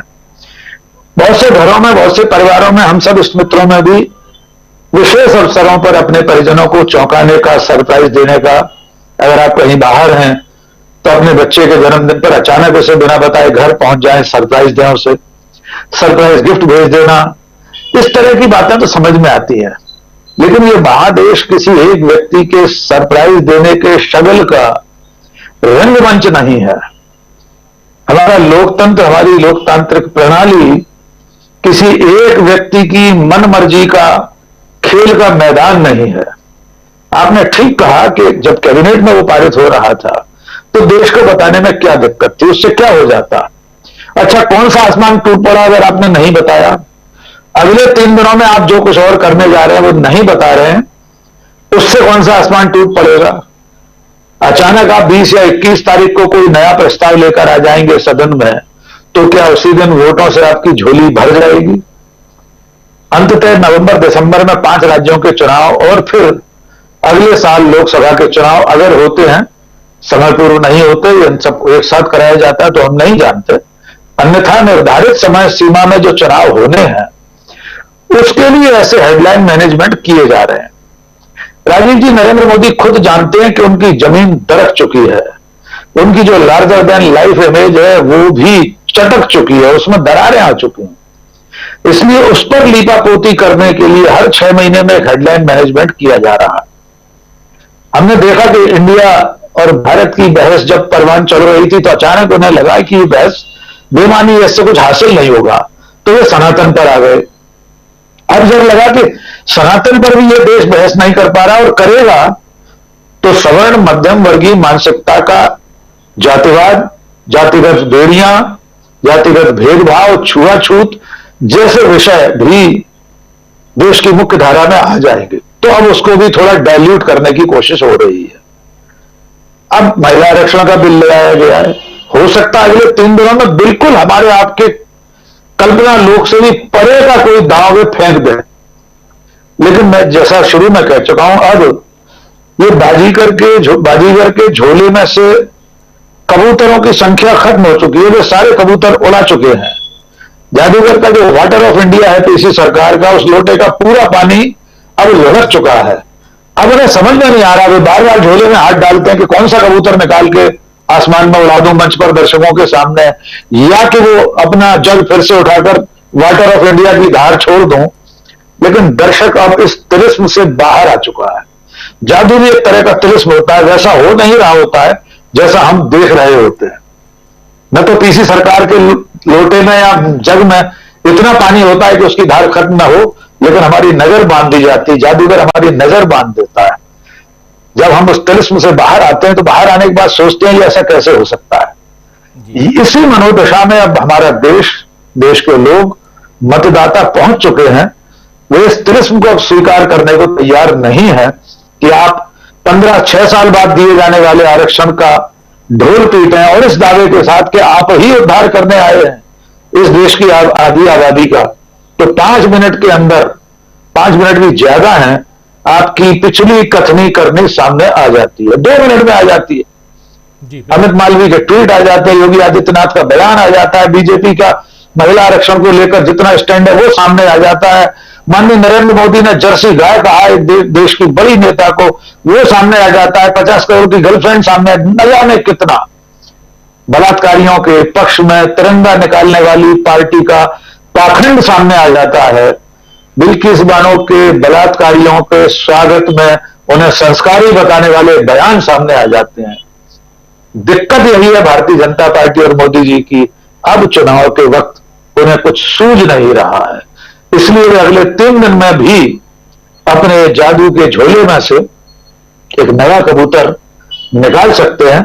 जिस दिन वे निकालेंगे हम उस दिन फिर बात करेंगे, अब हम चौंकने को तैयार नहीं हैं। ये जो सरप्राइज का एलिमेंट होता है ना राजीव जी, ये मनुष्य के मनोविज्ञान पर तभी तक कायम रहता है जब सरप्राइज थोड़े दिए जाएं। जब आप किसी व्यक्ति को बार बार झटके देते हैं, बिजली के झटके भी जब किसी मरीज को बहुत ज्यादा और बार बार दिए जाते हैं तो उसका शरीर उसे एकोमोडेट कर लेता है, फिर उसे बहुत ज्यादा झटके नहीं लगते। हमारे देश ने बहुत झटके 9 साल में सह लिए हैं, अब किसी नए झटके से कोई बहुत ज्यादा फर्क पड़ने वाला है नहीं। जी राजीव, बिल्कुल बिल्कुल सही कह रहे हैं आप। वो जो कहावत है, भेड़िया आया भेड़िया आया, ये कुछ चरितार्थ होती हुई वो कहानी भी समझ में आती है। खैर, हमारे साथ जुड़ गए हैं प्रोफेसर रविकांत जी, आपका स्वागत करता हूं प्रोफेसर साहब, और सीधे आपके पास आना चाहता हूं, फिर प्रेम कुमार जी आपके पास आता हूं। रविकांत जी, आज दिन भर चर्चा हो रही है, अचानक कल रात को खबर आई कि महिला आरक्षण बिल, और महिला आरक्षण बिल को आज इंट्रोड्यूस कर दिया गया है दोनों सदनों में, और कल इस पर चर्चा होगी लोकसभा में। प्रधानमंत्री नरेंद्र मोदी एक और सरप्राइज लेकर आए थे। सरप्राइज गिफ्ट के रूप में होता है तो ज़्यादा अच्छा लगता है, लेकिन सरप्राइज अगर झटके के रूप में हो, छिपाया हुआ कुछ, छिपाई हुई कुछ ऐसी चीज़ हो जिसको बता देते तो भी अच्छा होता, नहीं बताए तो क्या फ़ायदा। और सबसे बड़ी बात यहाँ ये प्रोफेसर रविकांत जी कि ऐसे सरप्राइज से क्या पॉलिटिकली कुछ गेन हो रहा है, ये समझना चाहता हूँ मैं। क्या पॉलिटिकली बीजेपी यहाँ गेन कर पा रही है? 370 को आपने सरप्राइज के रूप में यूज किया और वहाँ पर गेन करने की कोशिश की। चलिए थोड़ी देर के लिए मान लेते हैं, अभी 370 का हिसाब किताब बाद में जब जनता वहाँ के आएगी, खासकर जम्मू कश्मीर के, वहाँ चुनाव आप करवाएंगे तब समझ में आएगा आपको।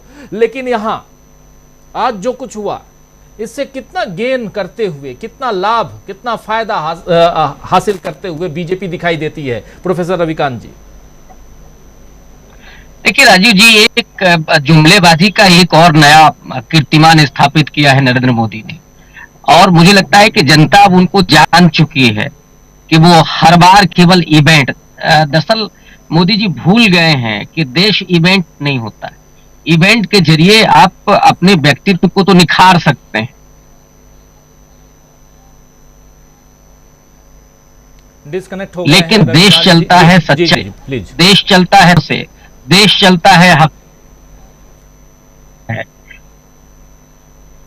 और उन्होंने निश्चित रूप से एक अपनी कॉन्स्टिट्यूएंसी बनाई थी, महिलाओं ने उनको वोट किया था पिछले 2 चुनावों में, लेकिन किस बात के लिए किया था? उन्होंने वोट किया था कि महंगाई कम होगी, हर गृहिणी को समस्या होती है कि उसकी रसोई गैस की कीमत कहां पहुंच गई है, जब वो टमाटर खरीदने जाती है तो कितने रुपए किलो है ये उसको याद रहता है।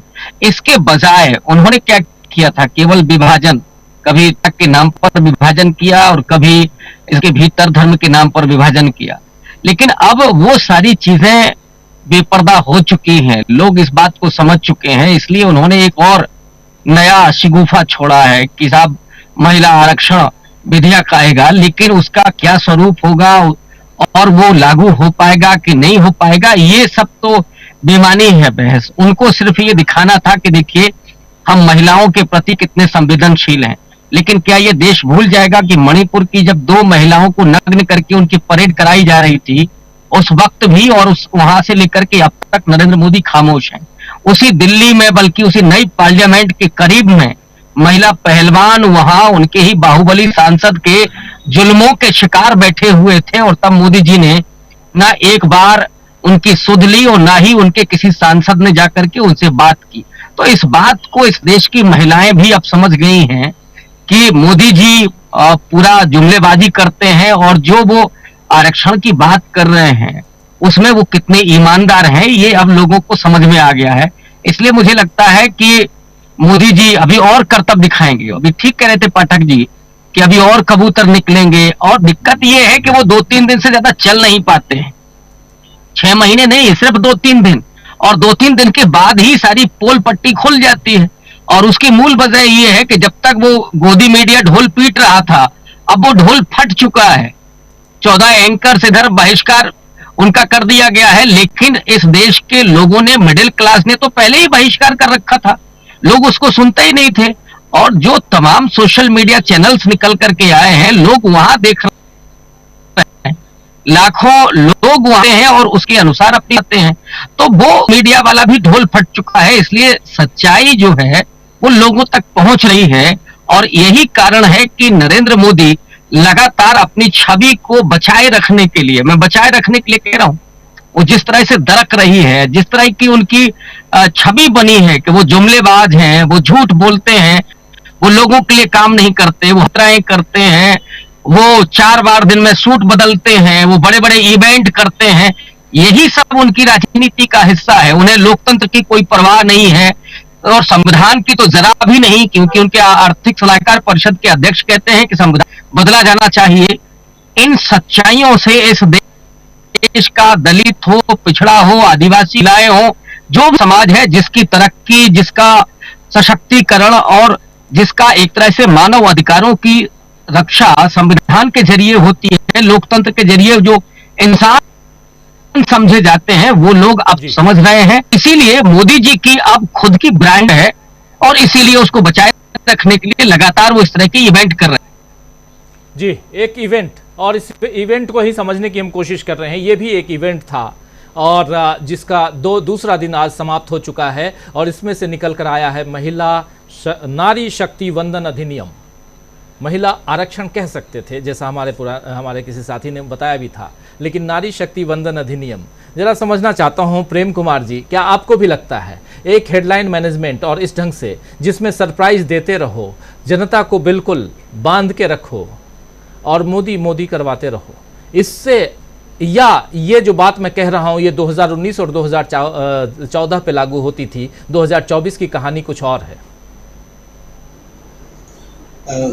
जी राजीव जी, भारतीय जनता पार्टी जिस तरीके से आरक्षण बिल लेकर आई महिलाओं के लिए, और जो गोपनीयता और सरप्राइज एलिमेंट देने की कोशिश हुई, और लगातार जो इसकी पृष्ठभूमि है, जिसको आप हेडलाइन मैनेजमेंट कर सकते हैं, जिसको आप मुद्दों की तलाश कह सकते हैं, इन सब में ये बात नजर आती है कि अपनी खिसकती हुई जमीन को कैसे संभाला जाए, ये बेचैनी दिखती है कि कौन सा वोट बैंक कैसे पकड़े। कभी सनातन से वोट बैंक पकड़ा जाए, कभी महिला आरक्षण के नाम पर महिलाओं का वोट बैंक पकड़ा जाए, तो कभी इसी तरीके से राष्ट्रवाद जगाया जाए। आप देखिए कितनी जल्दी प्राइम मिनिस्टर ऑफ भारत, जो नई बिल्डिंग बनी है, उनका नाम new parliament house of India, parliament house of India है, तो इंडिया पर आ गए, यहाँ पर भारत भूल गए। तो वो जो प्रयास था भारत दिखाने का, वो तुरंत में फिर ऐसी पहली बन गया, जो समझ में नहीं आ रहा करना क्या चाहते। कुमार जी, ऐसे आज आश्चर्यचकित करने वाली बात थी, आज मोदी जी कई बार इंडिया कह रहे थे, और इंडिया का नाम भी ले रहे थे। अपनी योजनाओं में जो इंडिया जोड़ा हुआ है, उन्होंने digital India, make in India, इस सब का जिक्र कर रहे थे सदन के अंदर। जी, मैं तो एक बात प्रोफेसर अखिल स्वामी साहब से पूछना भी चाह रहा था, कि जानकारी लेने के ख्याल से, कि जो श्री गणेश होता है, तो श्री गणेश के तो शुरू करने के लिए होता है ना, कि पुराने सदन का अवसान करने के लिए भी क्या गणेश चतुर्थी की तारीख चुनी जाती है? ये मुझे बड़ा जिज्ञासा हो रही थी कि ये इस तारीख को क्यों चुना गया। एक दिन पहले कर लेते सारा कुछ खत्म, उनका नया नाम भी दे देते, लेकिन आज नए संसद भवन का किया जाता, लेकिन श्री गणेश जो हुआ है गणेश चतुर्थी पर, और उस दिन पुराना सदन जो है उसको खत्म किया गया है। ये इसका जवाब हम चाहते थे कि वो थोड़ा अच्छे से देते, अगर वक्त मिला तो हम जी बिल्कुल बिल्कुल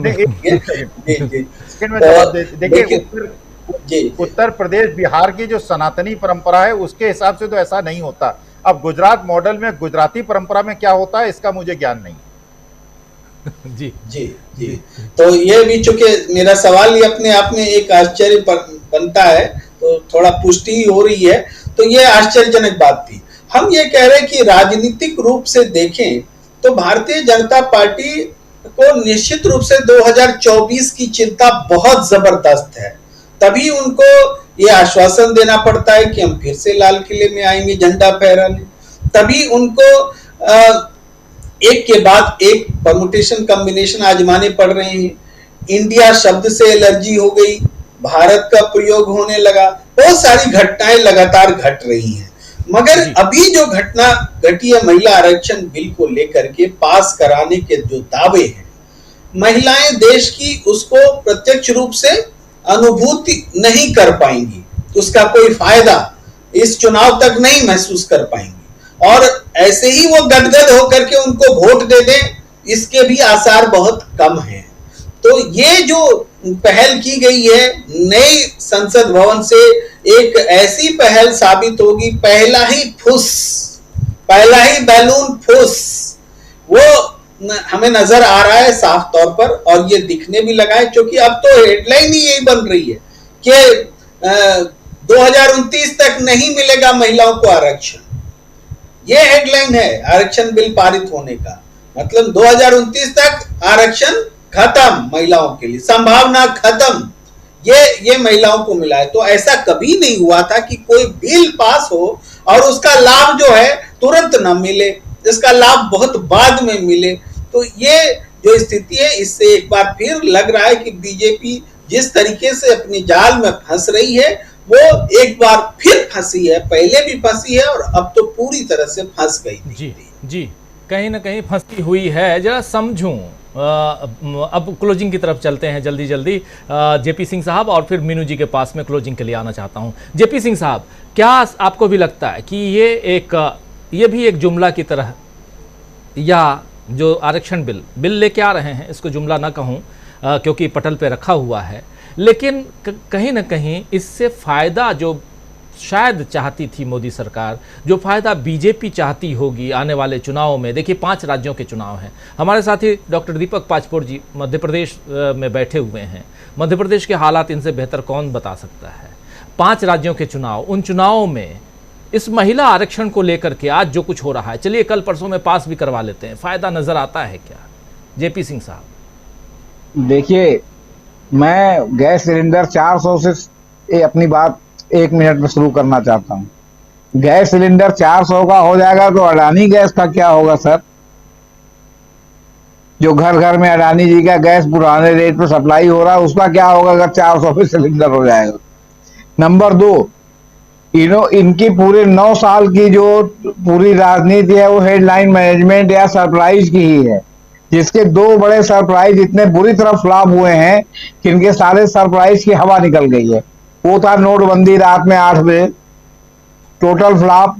वो था कोविड में जो है पूरे देश में लॉकडाउन, कितनी दुश्वारियां हुई जो है वो बाकी लोगों को बॉम्बे से और कहां से पैदल आने में अपने अपने गांवों में और घरों में, और भी विशेषकर पूर्वांचल और बिहार के लोगों को जो श्रमिक के रूप में सबसे ज्यादा सब जगह पर हैं। तो ये उसी हेडलाइन मैनेजमेंट में भी था कि इंडिया भारत हो जाएगा। वो देखा कि कोई इसका जो है लेने वाला नहीं मिला। इसी तरह जो है सनातन इन्होंने शुरू किया, तो मोदी जी को खुद कहना पड़ा अपने कैडर को कि सनातन पर आप लोग बोलना बंद कर दीजिए, सनातन पर बोलना ठीक नहीं है। क्योंकि बात वही आ गई जो हम लोग पूर्व वक्ताओं ने कहा कि छुआछूत सारी बातें सेंट्रल स्टेज पर आ जाएंगी। अभी आरक्षण भी लाया, और अभी जैसा प्रेम कुमार जी ने कहा कि हेडलाइन 2029 की बन रही है कि 2029 में लागू होगा। तो अब देखिए 2 दिन में क्या होगा। दूसरी बात, ये जो आप आखिरी दिन की बात कह रहे हैं कि आखिरी दिन क्या कर सकते हैं, आखिरी दिन के पहले महिला आरक्षण बिल पास करा के सदन का 17 अवसान करा सकते हैं। जी 17 अवसान, चलिए 5 दिन का सत्र है, आखिर तक जाने दीजिए, कुछ ना कुछ तो आना चाहिए। मीनू जी, ज़रा आपसे ही शुरुआत और आपसे ही ख़त्म करना चाहता हूँ इस कार्यक्रम को, और समझना चाहता हूँ आपसे। प्रेम कुमार जी कुछ जोड़ना चाह रहे हैं? जी प्रेम कुमार जी, प्रेम कुमार जी की आवाज़ तो अच्छा नहीं, मीनू जी आपके पास आना चाहता हूँ।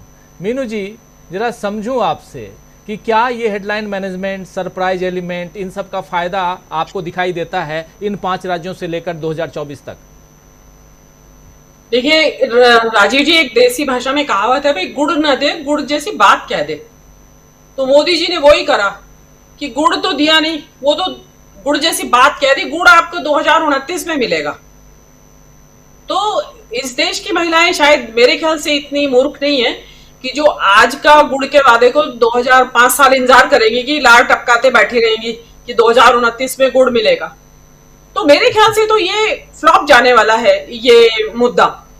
ये इतना बेवकूफी और जल्दबाजी, असल में ऐतिहासिकता, या जो अभी आप सभी लोग कह रहे हैं कि मतलब एक रिकॉर्ड बनाना, सरप्राइज एलिमेंट कि दनादन अचानक आपने घोषणा कर दी विशेष सत्रों का, चुपचाप बैठ गए, पीछे हाथ में छुपा लिया कि क्या एजेंडा है, बता नहीं रहे हैं। मतलब आधी रात को एक मंत्री ट्वीट करके बता रहा है। मतलब इस देश में परंपरा ये आ गई है कि प्रॉपर चैनल से आपको खबर नहीं मिलेगी, ट्वीट्स के जरिए मिलेगी। मतलब ट्वीट है इस देश का कानून। कोई संविधान के तहत कोई प्रक्रिया है या नहीं है इस चीज की कि भाई विपक्ष को या देश को किस जरिए से पता चलेगा भाई क्या होने वाला है। तो वो चीज, और फिर उसमें खोदा पार निकली चुकिया। मतलब एक जिसका कि ये अच्छे दिन जैसा जुमला कि भाई पता नहीं आएंगे कि नहीं आएंगे, 5 साल बाद भी आएंगे, मोदी जी रहेंगे भी कि नहीं। और दूसरी बात की आधी आबादी को आपने लगभग निकाल दिया है, देश की आधी आबादी, और उसमें से भी आधी निकाल दिया आपने। देखिए आरक्षण का मतलब होता है भाई जो कमजोर है व्यक्ति, हाशिए पे पड़ा हुआ है, या किन्हीं कारणोंवश, सामाजिक आर्थिक धार्मिक किन्हीं कारणोंवश पीछे रह गए जो विकास की दौड़ में, तो उनके लिए उनको हाथ पकड़ के उनको आगे बढ़ाना। अब यहाँ तो ये हाथ पकड़ के बढ़ा रहे हैं, उसमें एक आबादी के कुछ हिस्से को तो बढ़ा रहे हैं आप आगे, और कुछ को आपने छोड़ ही दिया, बाहर ही निकाल के फेंक दिया। तो ये अगर संसद में बैठने से महिलाओं का सशक्तिकरण होता ना, कि खाली संसद में बैठ जाए और बोले कुछ ना, मुंह पे पट्टी भरी लगा के बैठ जाए, तो उसमें चाहे उन्नाव का केस हो रहा हो, चाहे कठुआ का हो रहा हो, बिल्किस बानो का केस हो रहा हो, ब्रिजभूषण शरण सिंह महिला पहलवानों का उत्पीड़न कर रहे हो, चाहे मणिपुर में हो रहा हो, वो पट्टी लगाए बैठी रहे, तो ये किस तरह का सशक्तिकरण है। और इंदिरा गांधी यहाँ से 50 साल पहले बन गई थी यहाँ के प्रधानमंत्री, उसके बाद द्रौपदी मुर्मू जी राष्ट्रपति बनी, उससे बीच में भी बनी है, लेकिन उसके बावजूद भी सबरीमाला का किस्सा उठता है, कोर्ट में पहुंच जाता है। भाई कैसे पहुंच जाता है? अगर सशक्तिकरण हो रहा है और हो गया है काफी कुछ, जो दावा कर रहे हैं लोग कि भाई इसी राजनीति में जो भाग लेंगी, यहाँ संसद में आके बैठेंगी, तो होगा सशक्तिकरण। तो जब आप सबरीमाला का किस्सा उठता है तो आप चुप बैठ जाती है, आज शनि शिंगणापुर में महिलाओं को प्रवेश नहीं दिया जाएगा, कैसे उठते हैं ये मुद्दे जब सशक्तिकरण हो चुका है? तो आप वहां बैठने से, अगर आप जब तक जवान नहीं खोलेंगी, निर्णायक पोजीशन में नहीं आएंगी, तो नहीं मिलेगा कुछ भी। अब निर्णायक पोजीशन में आप पॉलिटिकल पार्टीज भी देख लीजिए, कांग्रेस में सोनिया गांधी है, टीएमसी में एक ममता जी हैं, और जयललिता हुआ करती थी। उसके अलावा कहाँ है महिलाएं निर्णायक पोजीशन में जो कुछ कर पाए? उसके बाद भी देखिए, हमें समाज की जो संरचना है, हमारा जो समाज की जो सोच है, उसको बदले बगैर संसद में बैठा लीजिए आप, चाहे विश्व की संसद में भेज दीजिए, यूएन में भेज दीजिए महिलाओं को, जब तक आप निचले स्तर पे महिलाओं के बारे में नजरिया नहीं बदलेंगे जी। अभी भी जो यौन अत्याचार, यौन उत्पीड़न की घटनाएं उसी तरह हो रही हैं, और उसमें सबसे बड़ी बात यह है कि महिलाएं भी उसमें पितृसत्ता की नौकरानी बनी हुई है। जैसे कि मैतेई समाज की महिलाओं ने कुकी समाज की महिलाओं को पकड़ पकड़ के पुरुषों के हवाले किया कि इनका बलात्कार करो।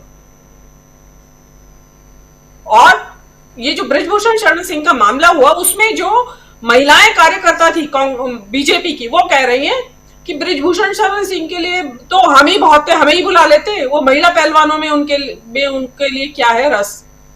तो जो इस तरह की बात कर रही है महिला, वो उनका सशक्तिकरण मान रहे हैं कि वो राजनीति में कूद गई हैं और सशक्त हो गई हैं, और मानसिकता वही है उनकी गुलामी की। जी। तो ये कैसा सशक्तिकरण है? आप नीचे तक जब नहीं करेंगे, पहले तो प्रधानमंत्री बदले अपनी सोच, महिलाओं के प्रति उनकी जो सोच है ना, कि किसी नेता को कहते हैं कांग्रेस की विधवा, जर्सी गाय, एक राज्य की मुख्यमंत्री को कहते हैं, उनको सड़क छाप मजनू की तरह आवाजें लगाते हैं, दीदी ओ दीदी, 50 करोड़ की गर्लफ्रेंड, कभी सूट न खा, कभी कुछ। तो पहले वो अपना ये बदल लेंगे ना, अगर वो अपना नजरिया महिलाओं के प्रति बदल लेंगे तो आरक्षण की जरूरत ही नहीं पड़ेगी, अपने आप समाज आगे बढ़ाएगा महिलाओं को। आप उनको पीछे धकेलने के लिए इस तरह के जुमलों का इस्तेमाल करते हैं तो लोगों को लगता है इनको तो ऐसे ही लतियाया गरियाया जाना चाहिए, महिलाएं है ही इसी लायक। तो अब प्रधानमंत्री उस सोच को बदले, खाली बेटी पढ़ाओ बेटी बचाओ से नहीं सोच बदलती है, उसके बावजूद भी बहुत ज्यादा अत्याचारों में बढ़ोतरी हुई है पिछले 9 सालों में महिलाओं के खिलाफ। तो कैसा महिला सशक्तिकरण हुआ है? ये कोई इलाज नहीं कि आप, मैं तो, और उसमें या फिर महिलाएं हो इस काबिल। मैंने आप पहले भी सेगमेंट में कहा था कि राजनीतिक में कूदने की महिलाओं का वो नहीं है टेस्ट, कि वो मतलब राजनीतिक मुद्दों पे बारे में बहस ही नहीं करना चाहती है। महिला मुद्दों पे बोलने वाली महिलाएं बहुत मिलेंगी आपको। बिल्कुल। अगर 100 महिलाएं खड़ी हैं तो उसमें से 50 महिलाएं महिला मुद्दों पे बोलती हैं, लेकिन राजनीतिक मुद्दों पे बोलने वाली या बहस करने वाली महिलाएं आपको कम मिलेंगी, बहुत कम, 100 में से 2 या 1। जी। तो ये कल सोनिया गांधी बोलेंगी शायद सदन में महिला बिल पे, ये खबर भी आ रही है। तो सुनने लायक होगा भाषण। जी राजीव जी, बस यही कहना था। दो बातें महत्वपूर्ण हैं जो सूचना देना चाहता हूं, फिर अपनी बात माफी चाहूंगा। एक और बात यहां आ रही है कि जिस संसद भवन का नाम इन्होंने आज प्रधानमंत्री नरेंद्र मोदी ने संविधान सदन कहा है, और वो अब उसकी अधिसूचना जारी हो गई है कि अब उसे ऑफिशियली संविधान सदन कहा जाएगा। लोकसभा अध्यक्ष भूखंड संख्या 116 नई दिल्ली में स्थित भवन, जिसे पहले संसद भवन कहा जाता था और जिसके उत्तर पश्चिम में लोकसभा मार्ग और दक्षिण पश्चिम में राज्यसभा मार्ग है, को आज से संविधान सदन के रूप में अधिसूचित करते हैं। ये उत्पल कुमार सिंह, महासचिव लोकसभा के, इन्होंने संसद भवन से इस अधिसूचना को जारी कर दिया। तो 2 सूचना थी, बस वो मैं रख रहा था। मीनू जी अपनी बात पूरी कीजिए। ये आपकी इसी अधिसूचना पे ही मैं बोल देती हूँ, इस देश में इतिहास को संजो के रखने की परंपरा है नहीं। जो आप, ये जो संसद है ये कितने साल पुरानी है? 100 साल भी नहीं हुए अभी संसद को इसको बने हुए। आप इटली की संसद देखिए, 3-4 शताब्दियां बीत गई हैं। नेदरलैंड की संसद देखिए आप, 3-4 शताब्दियां बीत गई। ब्रिटेन की संसद देखिए, 1.5-2 शताब्दी उसको बीत गई है। यूके का, यूएसए का कैपिटल हिल देखिए, उसको 2 शताब्दियां बीत गई हैं। आप यूके की संसद की अगर लाइव टेलीकास्ट देखा होगा आपने, तो उसमें जगह नहीं है बैठने की। कितना प्रधानमंत्री भी सट के बैठे रहते हैं, कि एक मतलब लोग उनसे, जो सांसद है सब सटे हुए बैठे रहते हैं, लेकिन उनको अपनी विरासत की रक्षा करनी है। हमारे यहाँ विरासत को डस्टबिन में डाल दिया, रद्दी की टोकरी में। अभी तो कहा जा रहा है संविधान भवन, अभी क्योंकि अभी उसको डिस्कार्ड किया है। उसके बाद आप देखिएगा धीरे धीरे उसका मेंटेनेंस और एटसेट्रा, वो किसी दिन आप सुनेंगे कि कोलैप्स हो गया, उसका एक हिस्सा ढह गया अपने आप से। तो ये हमारा ये है। मोदी जी क्या है कि उनको बड़ा अच्छा लग रहा है। देखिए, मैं, आप कहेंगे कि आलोचना के लिए आलोचना नहीं कर रही हूँ, उसमें जो एस्थेटिक्स हैं उस संसद भवन के, वो लगता है किसी बैंक्वेट हॉल का इंटीरियर है जैसे। वो संसद भवन का इंटीरियर नहीं लगता। आप सजावट देखिए उसकी, जैसे बैंक्वेट हॉल में होती है ना, उस तरह की लाल पीली नीली हरी गुलाबी सतरंगी सी उसमें सजावट है। तो उसमें तो वो भी नहीं है, लेकिन मोदी जी बड़े खुश हैं। आप देखिए डिबेट्स के दौरान बैठे हुए हैं, उनको लग रहा है भाई मेरी बनाई हुई चीज है, इसमें बैठूंगा मैं आराम से। वो संसद में नहीं बैठते थे, टिकते ही नहीं थे। तो उनका ये भी इतनी आत्ममुग्धता है इस बारे में भी। जी राजीव जी।